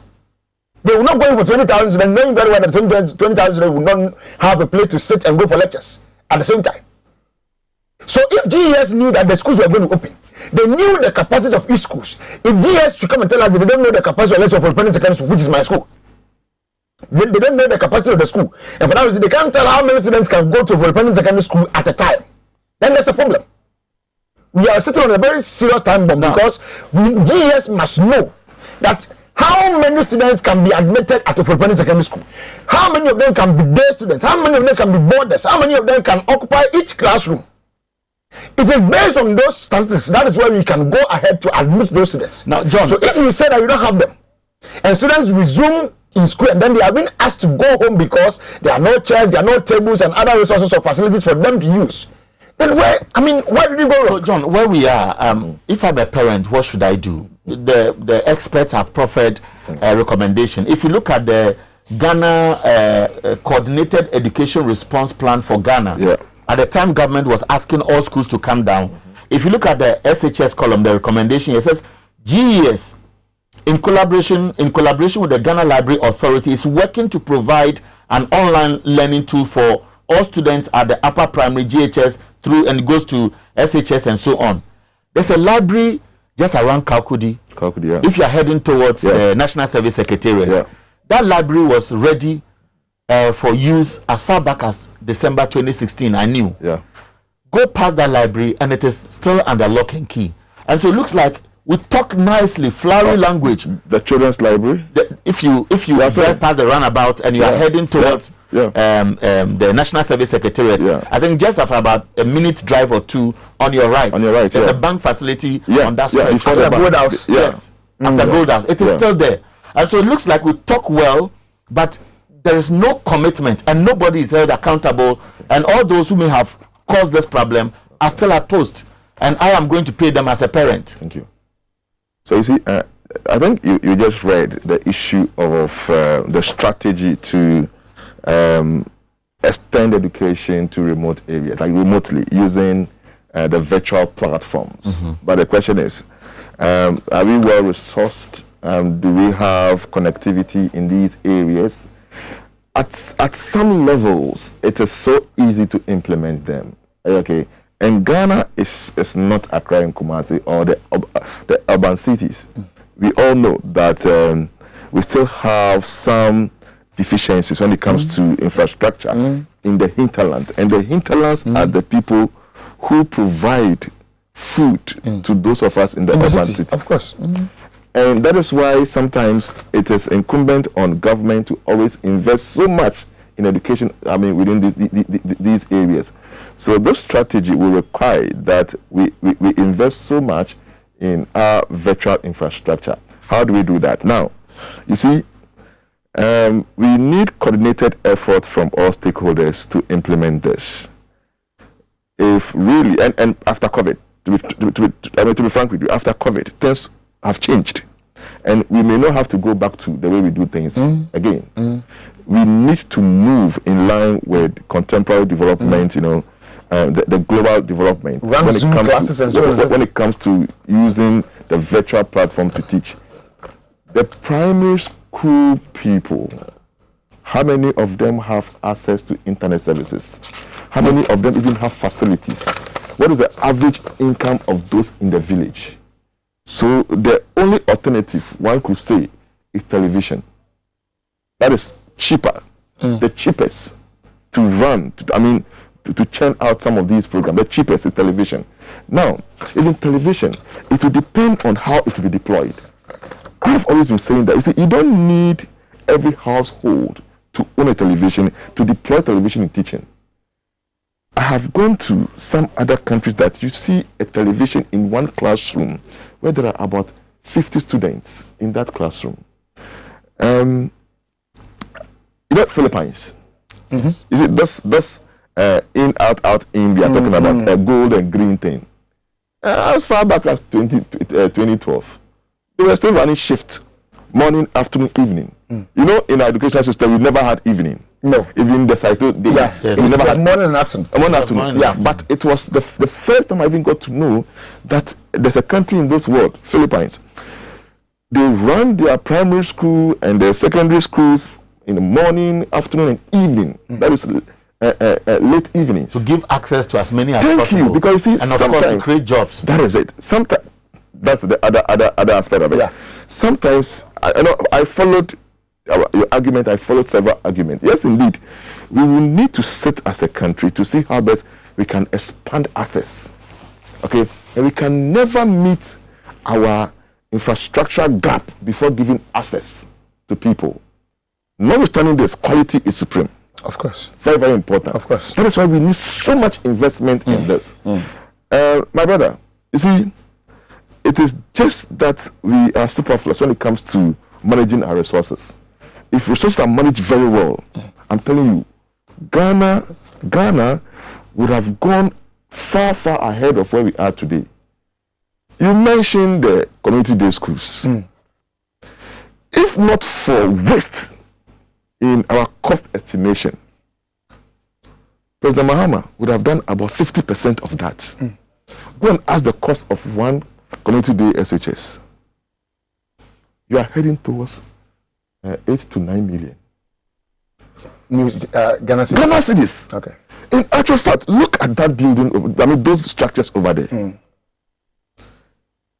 The average Ghanaian, a company, can put up these structures for about 2 million. You cannot convince me that some of these buildings will go for 8, 9 million with some overruns. So at the end of the day, is it just the building, or it is a complete package where you have a building? Because I know some of them have buildings, have computers, labs, you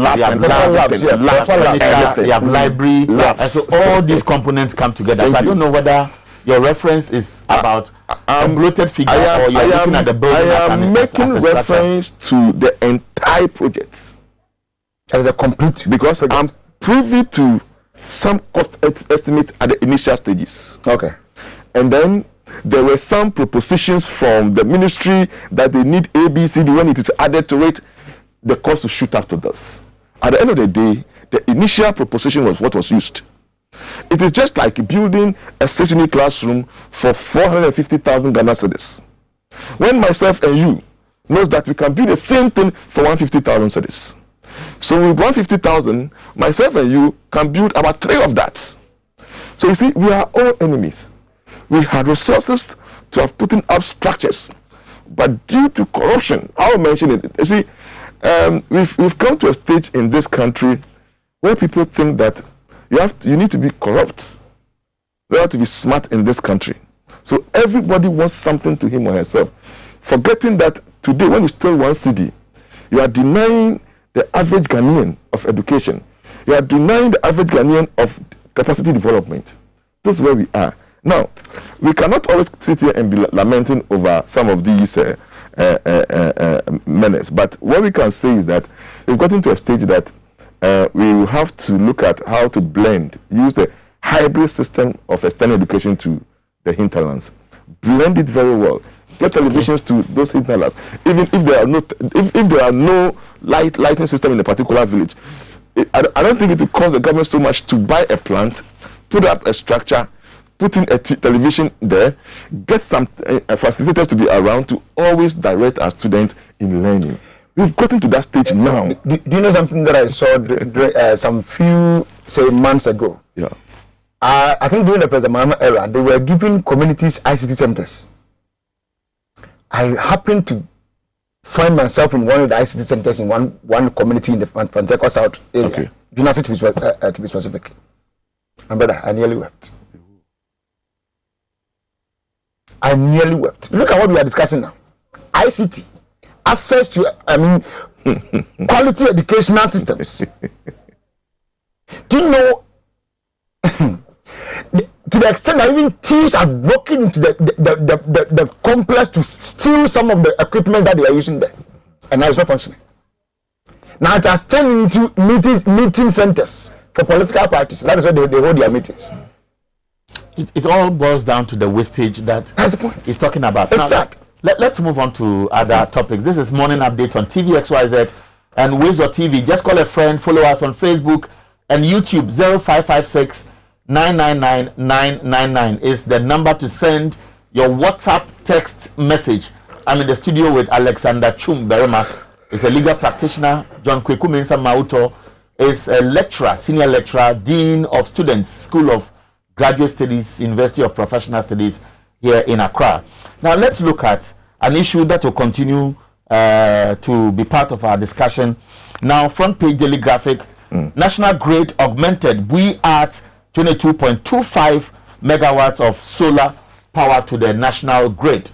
We also know that ECG, as we speak this morning, is embarking on what it calls National Revenue Mobilization Exercise. Obviously, these connections will take place. ECG Gridco last week engaged civil society organizations, obviously, to paint the true picture of the state of our power sector. And we understand that some parts of the country may have to continue to endure the crisis as long as Gridco says that it is continuing its maintenance exercise. The two guests with me will continue the conversation from where we are, because we know ECG has proposed tariff increment and they are waiting on PURC to approve that, without which they may not be able to operate efficiently. Let me start with you, John. This so-called power crisis, and whether we are facing the reality or government is being truthful, because even today the Industrial and Commercial Workers Union is suggesting that government may have to paint the true picture and come out with a schedule, otherwise workers will be laid off. And there's also a concern on the table.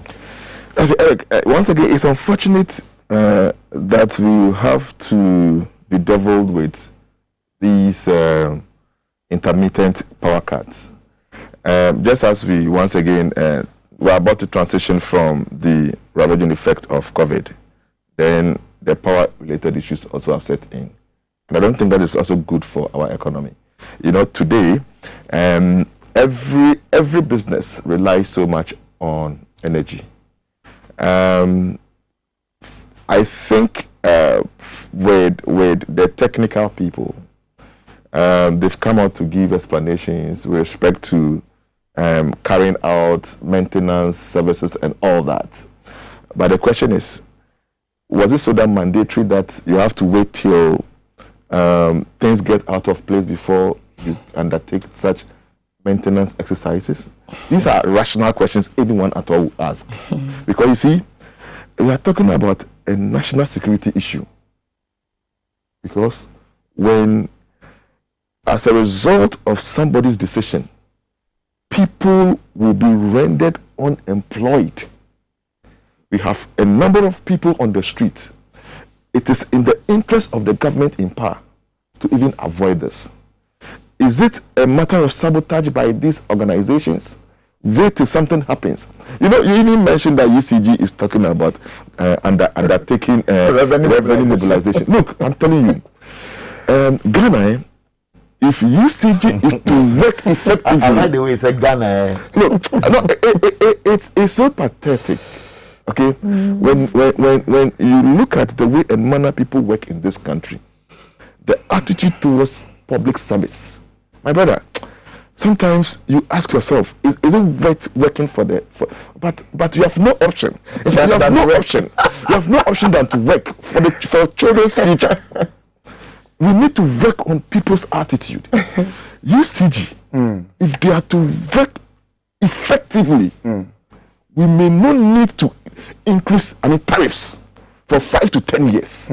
We may even have enough revenue to undertake our routine facility, development. Now, are they aware that when it comes to even revenue collections, there are some communities, not even some areas of communities, that they have laid their own wires. They've not even gone there to even ask them whether they are paying their tariffs on time. UCG till date doesn't have a system where we can know that this particular area needs this amount of energy, and that this is the amount that we are supposed to generate from this part of Osu, such that if somebody does any illegal connection, they will discover it with a computer. I have some students who, through those exchange programs, found themselves as engineers. I mean, business students found themselves as engineers in the US. UPSA students. UPSA students. So one day I paid them a visit. Normally when I'm traveling, I just tell them I'm coming. So some of them will come and pick me. Guess what? This guy went to the university, changed programs. All that he does is that he works with their I think, Minnesota, what do you call it? The energy management company. All he does is to monitor revenue, usage of power and revenue collection. So correlation. So what he does is that at every given point in time, he's monitoring the energy consumption, and then we juxtapose this consumption with the revenue. So today you cannot just connect the power to your house without he knowing, and that is all that he does. In fact, he works from home. Before COVID, I'm talking about 2018. Before COVID, this guy doesn't go to all he does is this laptop in front of him, monitoring signals. So when he sees a red signal, all that he does is to call that there's a problem here. Have UCG invested in all this? Do we know? Today you can live here and connect, and nobody will know for several years, unless somebody goes to give them a tip off. And the person, when you give them a tip off, some of them will come back and then they are revenue collectors by themselves. I think it's time the UCG sits up. I think they've spoken to a lot. I mean, they've been coming out that we need all these things. We know we need investment in this area, but they should be more efficient. You see, as we speak, yes, we are narrowing in on some of the inefficiencies in the system, but there has been a structure that we have blown. We had an arrangement under U.S. government-sponsored MEDA, Millennium Development Authority, bringing in the FCC. Let me throw it to you. And it was supposed to help us rake in $500 million to make ECG more efficient. And we all know the story. I don't know. In simple terms, the problem we have today has got nothing to do with power generation.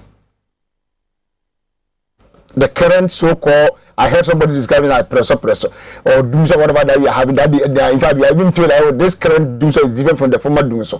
No problem. Be as it may, it has got nothing to do with generation.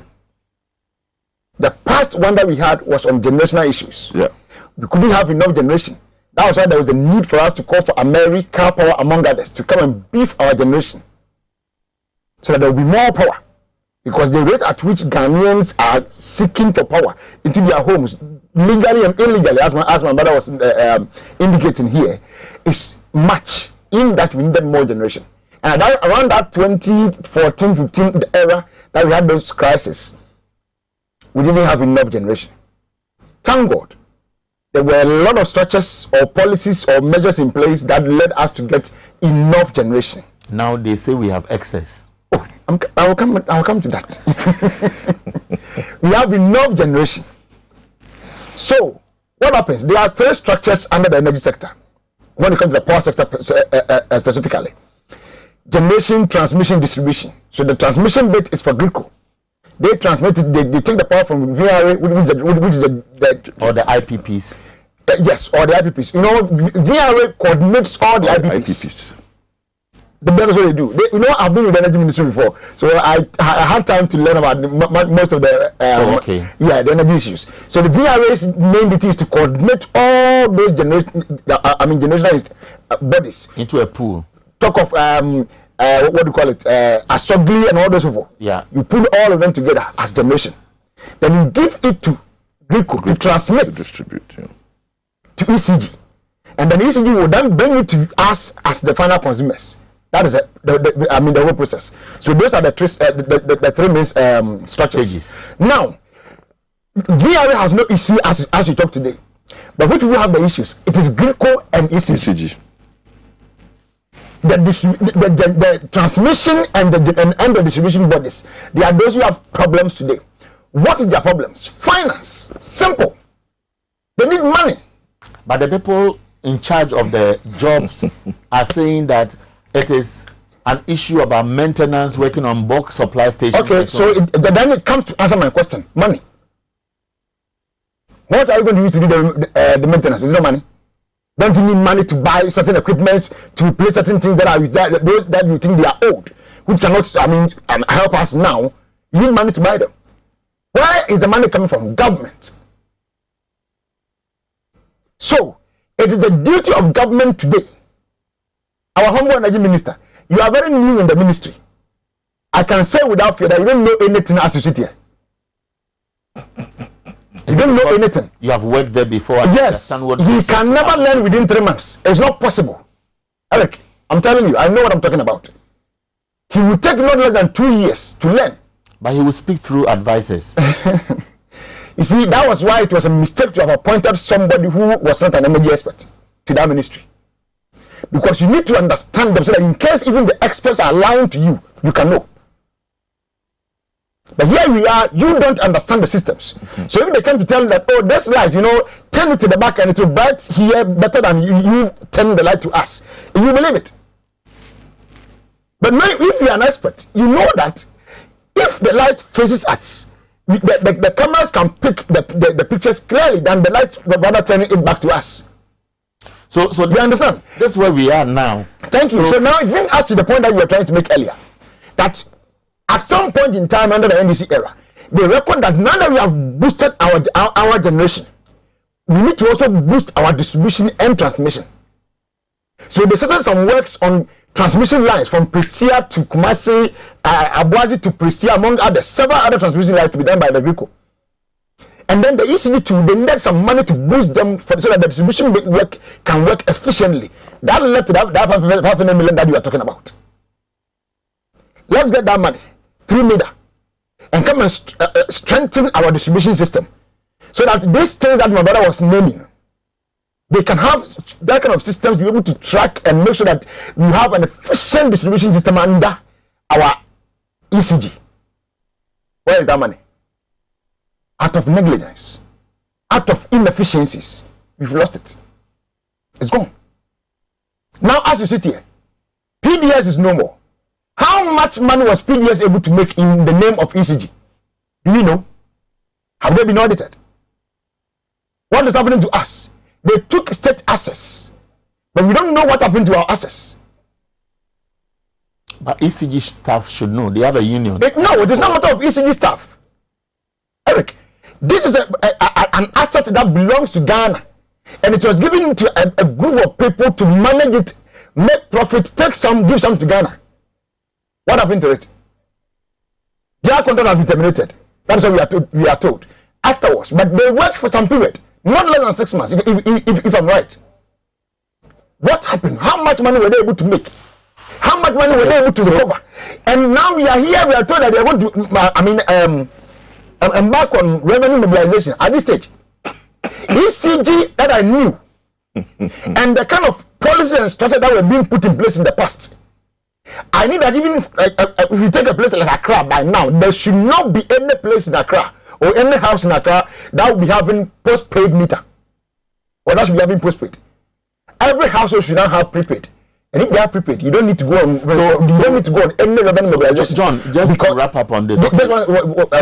One second, because with that system, I don't have to wait for government to bring me or ECG to bring me bill before I go and pay.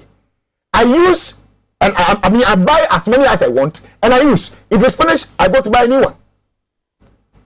Government made us understood that MMDAs were not paying their bills when it comes to electricity usage.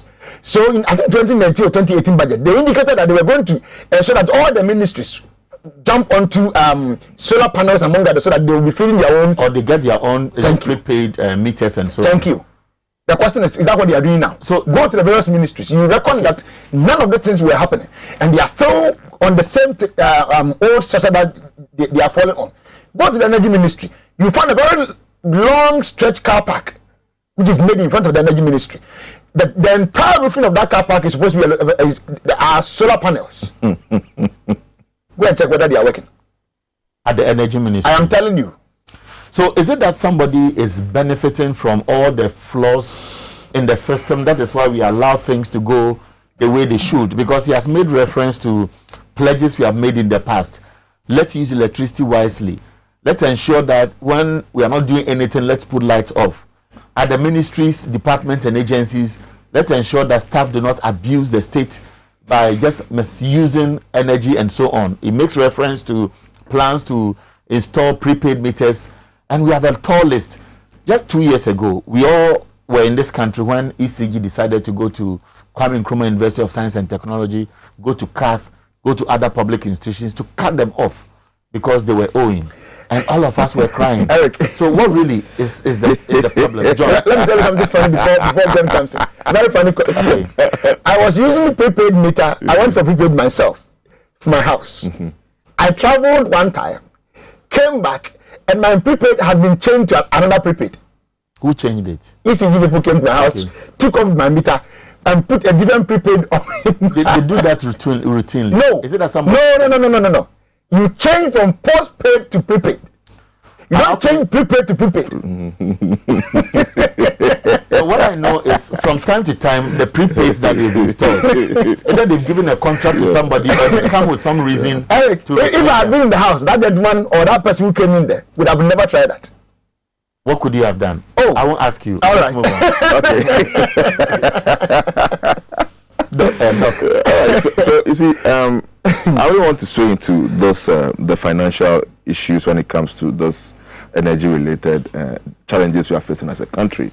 But most importantly, he's just giving what you're supposed to know. There's nothing like deficit, generation. We now have excess generation to the extent that we have to even cancel a number of PPAs that we thought it's idle and it was causing financial loss to the state. So it tells you that there's nothing like a generational problem. But once again, it boils down to our revenue generation. Eric, you ask a rhetorical question, which I think it once again boils down to attitude of workers. The average Ghanaian is so much interested in benefiting from some of these fraudulent things. We intentionally delay a process, frustrate a process just to benefit from it. And you know how bureaucratic the public service is. Often than not, they are all man-made. They are all man-made. People will consciously put impediment on your way, such that you have to come and see them. We will continue to get lost. I'm telling you. We will continue to call on UCG to amend their ways of managing. In fact, the revenue collection of the energy we have used. Eric, today, if you have issues with your meter and you call them, how responsive are they? And even if you are, I don't think they've seen themselves as providers of service and also perceive us as customers from whom they depend on when it comes to revenue. Eric, today, if you want a meter, the processes you have to go through, and in some cases, even if you have a problem, you share your story. When I tell you my story, you'll be shocked. I had prepaid. I had issues with it. I reported. In fact, I drove. It took them months to even come. When they came, they made it fixed for me. So you see, people want to even do the right thing. They are not given the opportunity to do the right thing. So it boils down to management. But in the case of UCG, we need serious investment in infrastructure to monitor revenue. And I can tell you, the excess revenue going waste, which will end up being consumed by consumers for paying nothing. And they pay for the Eric. Those who can pay are those who are not paying. Those who can pay. And those who consume most are those who are not paying. And I always give a scenario of where I grew up. Accra Newtown, wall-less houses. There are no walls. So the UCG staff will always walk into your house without any impediment. When your lights are off, those switch off. Those days when we were even using postpaid. Move to other areas.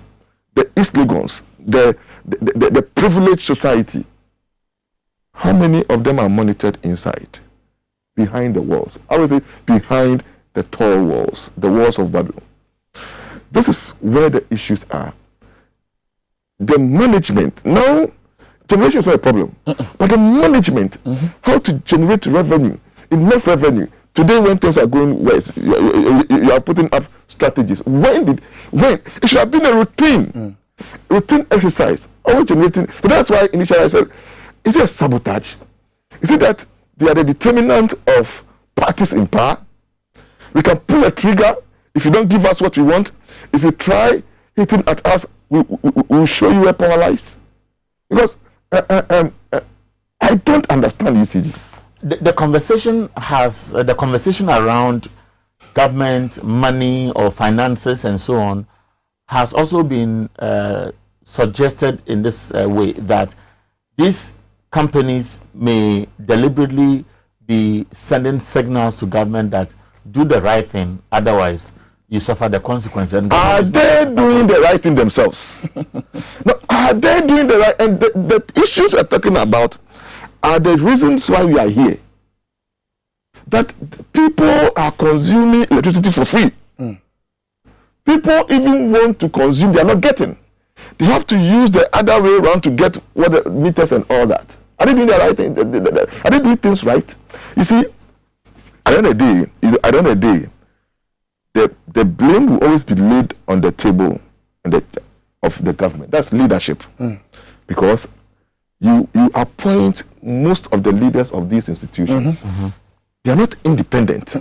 So we are not wrong. We cannot be faulted by pointing fingers at the government in power. Thank you. And that is why, you see, sometimes I'm not a type who normally plays politics with national issues. If you have worked in the public sector, you get to understand the system that, look, most of the problems are man-made.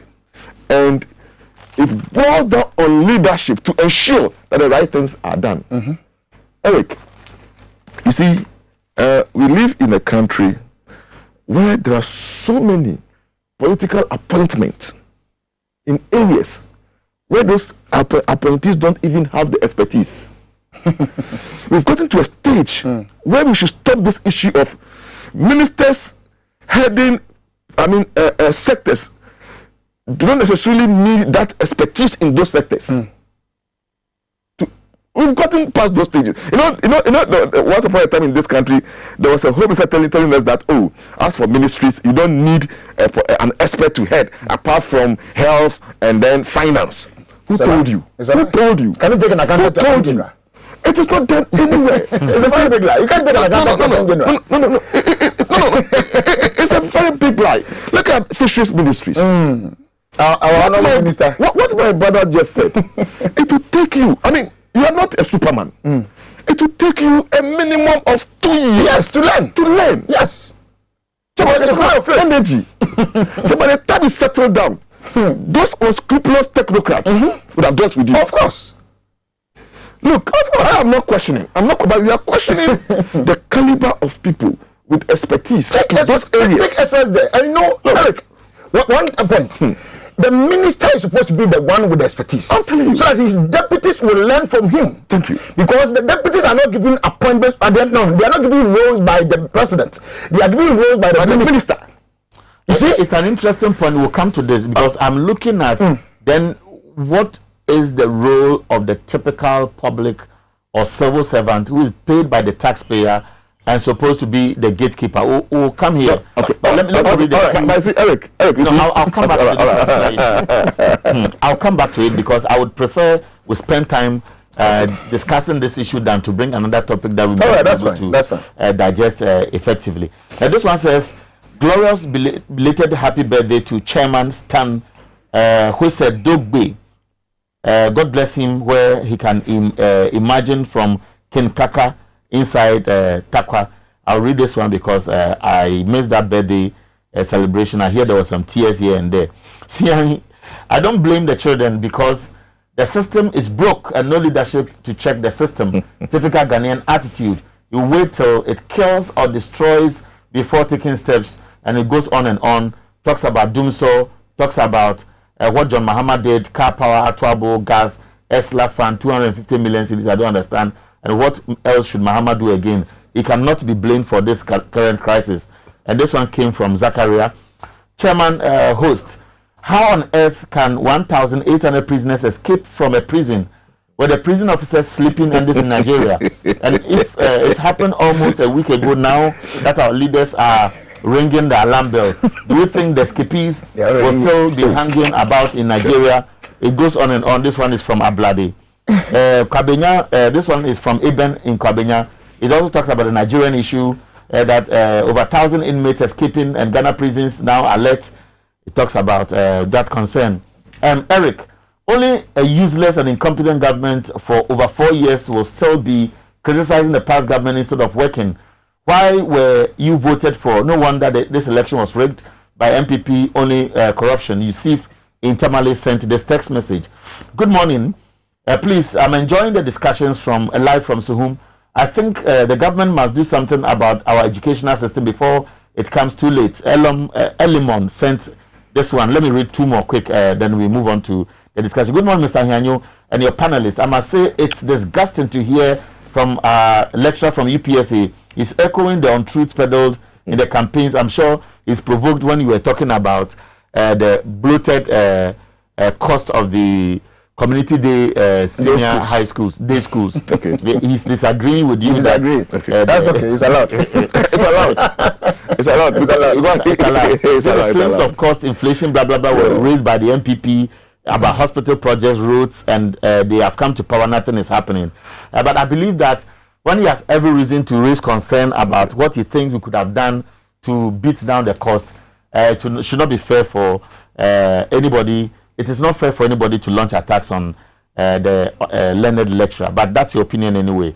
And he's comfortable with it because it's a game. By Bishop Eric, students from San Damas Senior High School, I am Bishop Asugboro. Final year, I will not go to school again because I've forgotten everything I have been taught.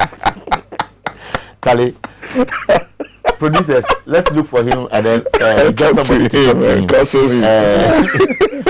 Producers, I beg you. He has given his reasons. He has given his reasons. He says I've forgotten everything. He sat home for 8 months. He sat home, even in this job.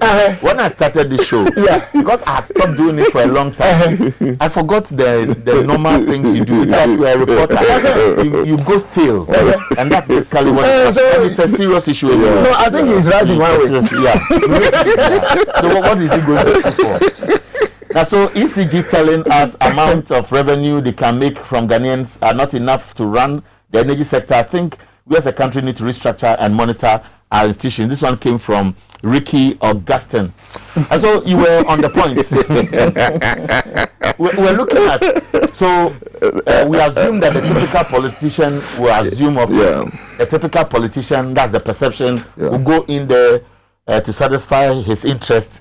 But there's also the belief that we have public and civil servants, technocrats, so-called, as we call them, who cannot even be moved by heart. And these are supposed to be the institutional memories that all those appointees who come in and out will depend on. Now, if these will be there, then are we safe? Okay, you see, before I even go back to the points, let me make this point clear to the one who sent you the message that I'm referring to all political parties, not the NDC or anything, because it is something that is happening. In fact, it has become part of our bone marrow as a country to always take advantage of the public purse. And I say this without fear, that you see, if we want to do proper audit of our systems, the auditor's report is there. The irregularities over the years, have we resolved them? Some Ghanaians, I mean, enjoy the benefit they derive from corruption. And these are the very truth we have to, some of us have to tell them to stop. Okay? If that person wants to even look at scenarios, they should look at the schools donated by MTN and other organizations to some of the schools and look at their costs. They may even have everything in their structures. Today, if I have money, I won't donate to the Ministry of Education. I would rather prefer to go and build for the community, and give it to them. And give it to them. But under normal circumstances, we should have given our monies to the ministry to do this developmental. I mean, in most foreign countries, that is what they do. But because of trust issues. Not trust issues. We are talking about conscious, perpetrated fraud over the years. I mean, these are the truth too. You say it and people think over the years. A friend of mine was telling me that he has put in a request, a proposal to execute a project. And he has been called back and told that, look, what amount are you talking about? Please go back and work on it and add 0 plus 1 plus 2 plus 3. Thank you. And it brings an inflated figure, and he himself is not comfortable. Thank you. And then he's allowed to execute. Thank you. And happily, he knows that if we had not helped you, it could not have gone up by 300 or 500%. And so this percentage is going somewhere. And he reluctantly takes what is due him plus a little more, and the rest goes. So you see, this is where we are. And I've always said that, look, until the system start working, until CS, when the will media, the system start working? Because those of us in the media, the concern is that we have been corrupted. No. Parliament, the perception is that it's ineffective. The judiciary people are perceiving that there is an issue with them, and so the public trust in that institution is also winning. So all the executive is worse. So where do we stand? I'm a poor Ghanaian. No, you see, who should I bang my hope on? You decided to go with democracy as a means of governance, and the tenet of democracy requires that there should be the informal structure which must always put people on their toes. CSOs, the media, over the years. In fact, you see, where were the CSOs all over for all these years? Last year we saw the vibrancy of CSOs. I didn't get in pulling down Ejapa. Okay. Today, only last week, only last week, CSOs invited poor producers, asked them questions. Now CSOs are playing roles, and in every democratic dispensation, CSOs are those who ask questions because they're like the mouthpiece. They ask questions and ensure that people do the right thing. The politician, if you leave him, will never have the power and courage. I'll come back to the power because of to time, fight so corruption. Wrap up quickly. To fight corruption. Now, let's go back to what we were discussing earlier. Sorry. You see, when you tell me do that in 3 minutes, there are almost about 8 minutes. When you tell me there are technocrats in those ministries who do the work, and for that matter, you don't need an expert in a particular ministry, then I say you're a liar. Because that technocrat will not move unless there's a directive from the ministry, from the minister himself. So if the minister doesn't know what he's supposed to do, the technocrat will now advise him as to what to do. So that is why some of us are of the view that, please, government, presidents, NPP cannot tell me that they don't have any fisheries experts in their party. By appointing someone who says that, yes, indeed, I'll go and learn. The person has admitted. Okay, we have several experts in your party. We just have to open our eyes wide and appoint people so that our development will not delay. It's a serious pity. So probably to conclude, what I can say is that we can always echo the fact that successive government should look at sending experts to specific ministries so that they don't go and learn, make mistakes, then later correct them. And that goes against the taxpayers' values. Okay, so let me come to you, lawyer. Interesting point. The same question again. So, can we get out of this? Well, the issue where what do you call it? Is it technocrats or the civil servants, the typical civil servants who are in the various ministries, permanent in those ministries, where various ministers will come and go, and they will still be there, doing their work. And the view is that because they are there, you don't necessarily need an expert to be a minister. Some will say, oh, the minister is just there to coordinate government policies. And for that reason, even if he's not an expert, he's okay to go. I agree with my brother, or I will echo his point by saying that is also another big lie. Yes, the minister is in charge of policy. But how can someone coordinating a policy of government be someone who is a novice? Excuse my language. Or be someone who does not have enough expertise or knowledge about that area or that policy that he's going to coordinate. Eric, as we sit here, you are, let me say, an expert in journalism. Or a very... I'm getting there. I'm not an expert. Okay. So let's say you are very good in journalism. Yes. My brother here is an academician. Yeah. I'm a lawyer. In one way or the other, someone may say, I may be able to do his job a little bit by maybe teaching. But the question is, can I be able to do it in the way that he can do it in all these years? The answer is no. If he put me in the classroom, I had one lecturer who taught me human rights, Steve Foster, in UK. And Steve will enter the classroom without anything, book or handout. But everything that he's saying, it is there. He's a working instrument. In fact, one of his junior lecturers will say, Steve is human rights and human rights is Steve. I had an argument with a friend, Bella, and then the question was, what is an institution? I said, well, institution is defined. Go and Google. Thank you. And they said, no, but a human being can be an institution. Yes. That became another debate. Yes. I disagree with him. Yes. But I think you understand. So there are people who knows the ins and out of their area. Yeah. And those are the people that we are talking about. He was making a reference to the fisheries ministry, among others. There are several. There is the school of thought that there is a stealing brigade or mafia at some of these MMDAs who sometimes coerce appointees to do the wrong things. That is why you must be an expert. There must always be, and that is the conversation, that there should be a regime where some of these people don't stay at where they are for too long. Eric, because when they stay for too long, that is when they have the tendency of misleading the inexperienced who has been put to head that institution or connive with them and show them the conduit for stealing. You see, let me go back to the point and tell you that is why you need people who knows the ins and out of that ministry to be there. Like I made reference here. You can't take an accountant, a teacher, or whatever to go and be an attorney general of the land. It's impossible. You need a lawyer to be there. Not just a lawyer, but a lawyer with experience. You understand? Likewise, if you are talking about an institution or a ministry like energy ministry, you can't just put anybody there. The person should look at the. They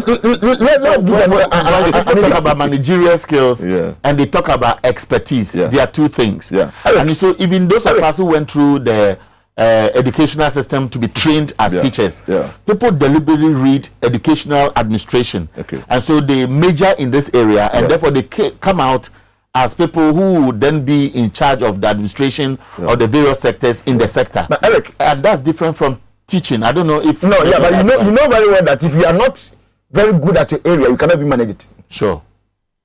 If you're not very good there, you can't manage it. And like I've said it here, the current energy minister is going to take not less than 2 years to learn. So I'll play with him. The talking, I think it's no matter of politics in that ministry. That ministry is very, very, very critical. And you need to learn. Okay. Understand the structures, understand the systems and what goes in and out. So that you cannot be ill-advised for you to act wrongly. Yeah. And another advice to that, there's a school of thought that he may be there because he has a presidential ambition and they want him to fail there. That is why I'm, you see, don't play chess games with us as a country. So Land, let me come to you. Give us persons who can manage our affairs currently, so that we will not live to suffer. Eric, we are not in the era of trial and error, whereby because you want to buy a car tomorrow, we need to put you at a place that you can get money to buy a car. That's not what we are looking for. We want people who can manage their affairs and get us the results that we are looking for as a country. 64 years of speaking independence. As an angry Ghanaian who doesn't want to do so to be part of 64 years of independence, and we are still experiencing music, and we are happy. I'll give you describing it in one way or the other. I'll give you 1 minute to wrap up. Doc, there are some things going around. We have 5 minutes. Okay. I'll say them. Choose one. Okay. One is talking about the tension brewing at the Ministry of Foreign Affairs over recruitment of 320 family and friends, career diplomats in rage. There's a conversation about government replaces local eggs with Chinese mackerels for free SHS students policy, poultry farmers left in debt. And then we have the road sector. 70% of our nationwide roads are bad. The minister met the... I think it's more than 70%. There are 3. You have 5 minutes. I'm dashing you 1.5 minutes each. Choose one. Plenty of food. I will take the road. Plenty of food to eat, but you don't have... your stomach is full. I thought you would have mentioned the prison break in Nigeria. I don't mind if you want to talk about it, because it comes at a time when just about a week earlier, Zenu Atadika, 12 inmates managed to escape. They arrested 7. There's a manhunt for 5 more. Police cells. Police cells. Hot cocoa on the face of the officer in duty and the 12 managed. How did the person get the hot cocoa inside?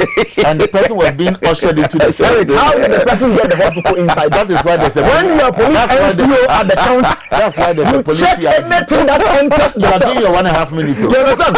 Anything that enters the cells, you check. So if you sit there negligently and allow a cells inmates to be able to throw cocoa from that pigeon hole that they have created on you, and be able to run away, they're not serious. The police here, they're not serious. You have done your 1.5 minutes. And you said we have 70% of our roads unfixed. It is more than 70%. Go just fly above Accra and see how many roads are untied. Even in the capital, because you come from Bono, you believe in 70%. Those of us in Accra, we don't believe in it. The issue of the prison break in Nigeria is very critical to our security as a country. Don't forget, about 1,008 of these inmates, we don't know who they are. There could be even some Boko Haram guys who were arrested and are in jail. And you see, this tells you it's a well-planned. Of course. It was well-planned, well thought, and then... all prison breaks are well-planned. Yes. So it tells you that it is not only Nigeria that will be in trouble now when it comes to security-related issues, but Ghana, Togo... But our borders still closed.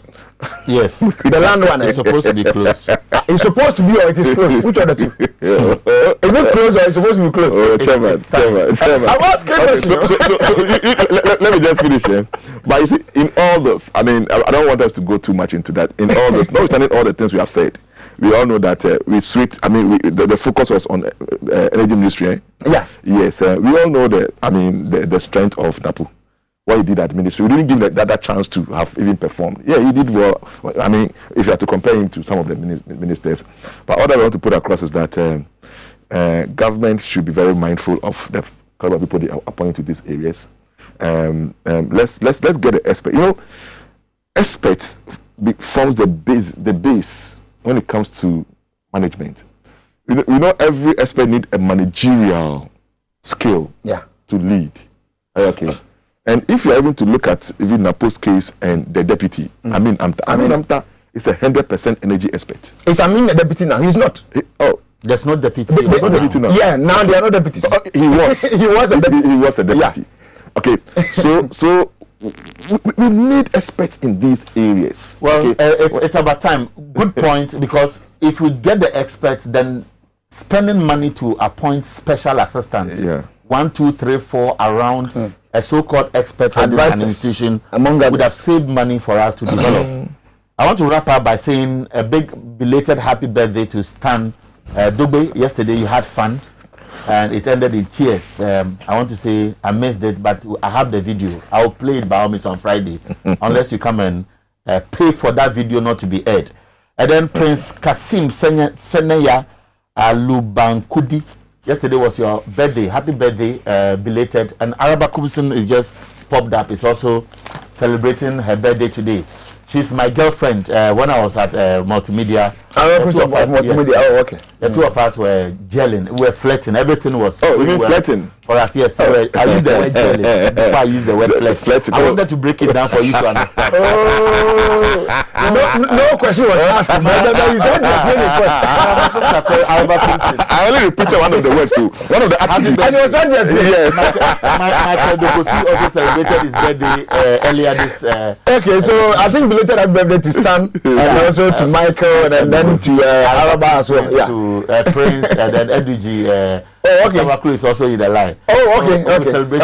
Bye bye for now. Thank you, everybody.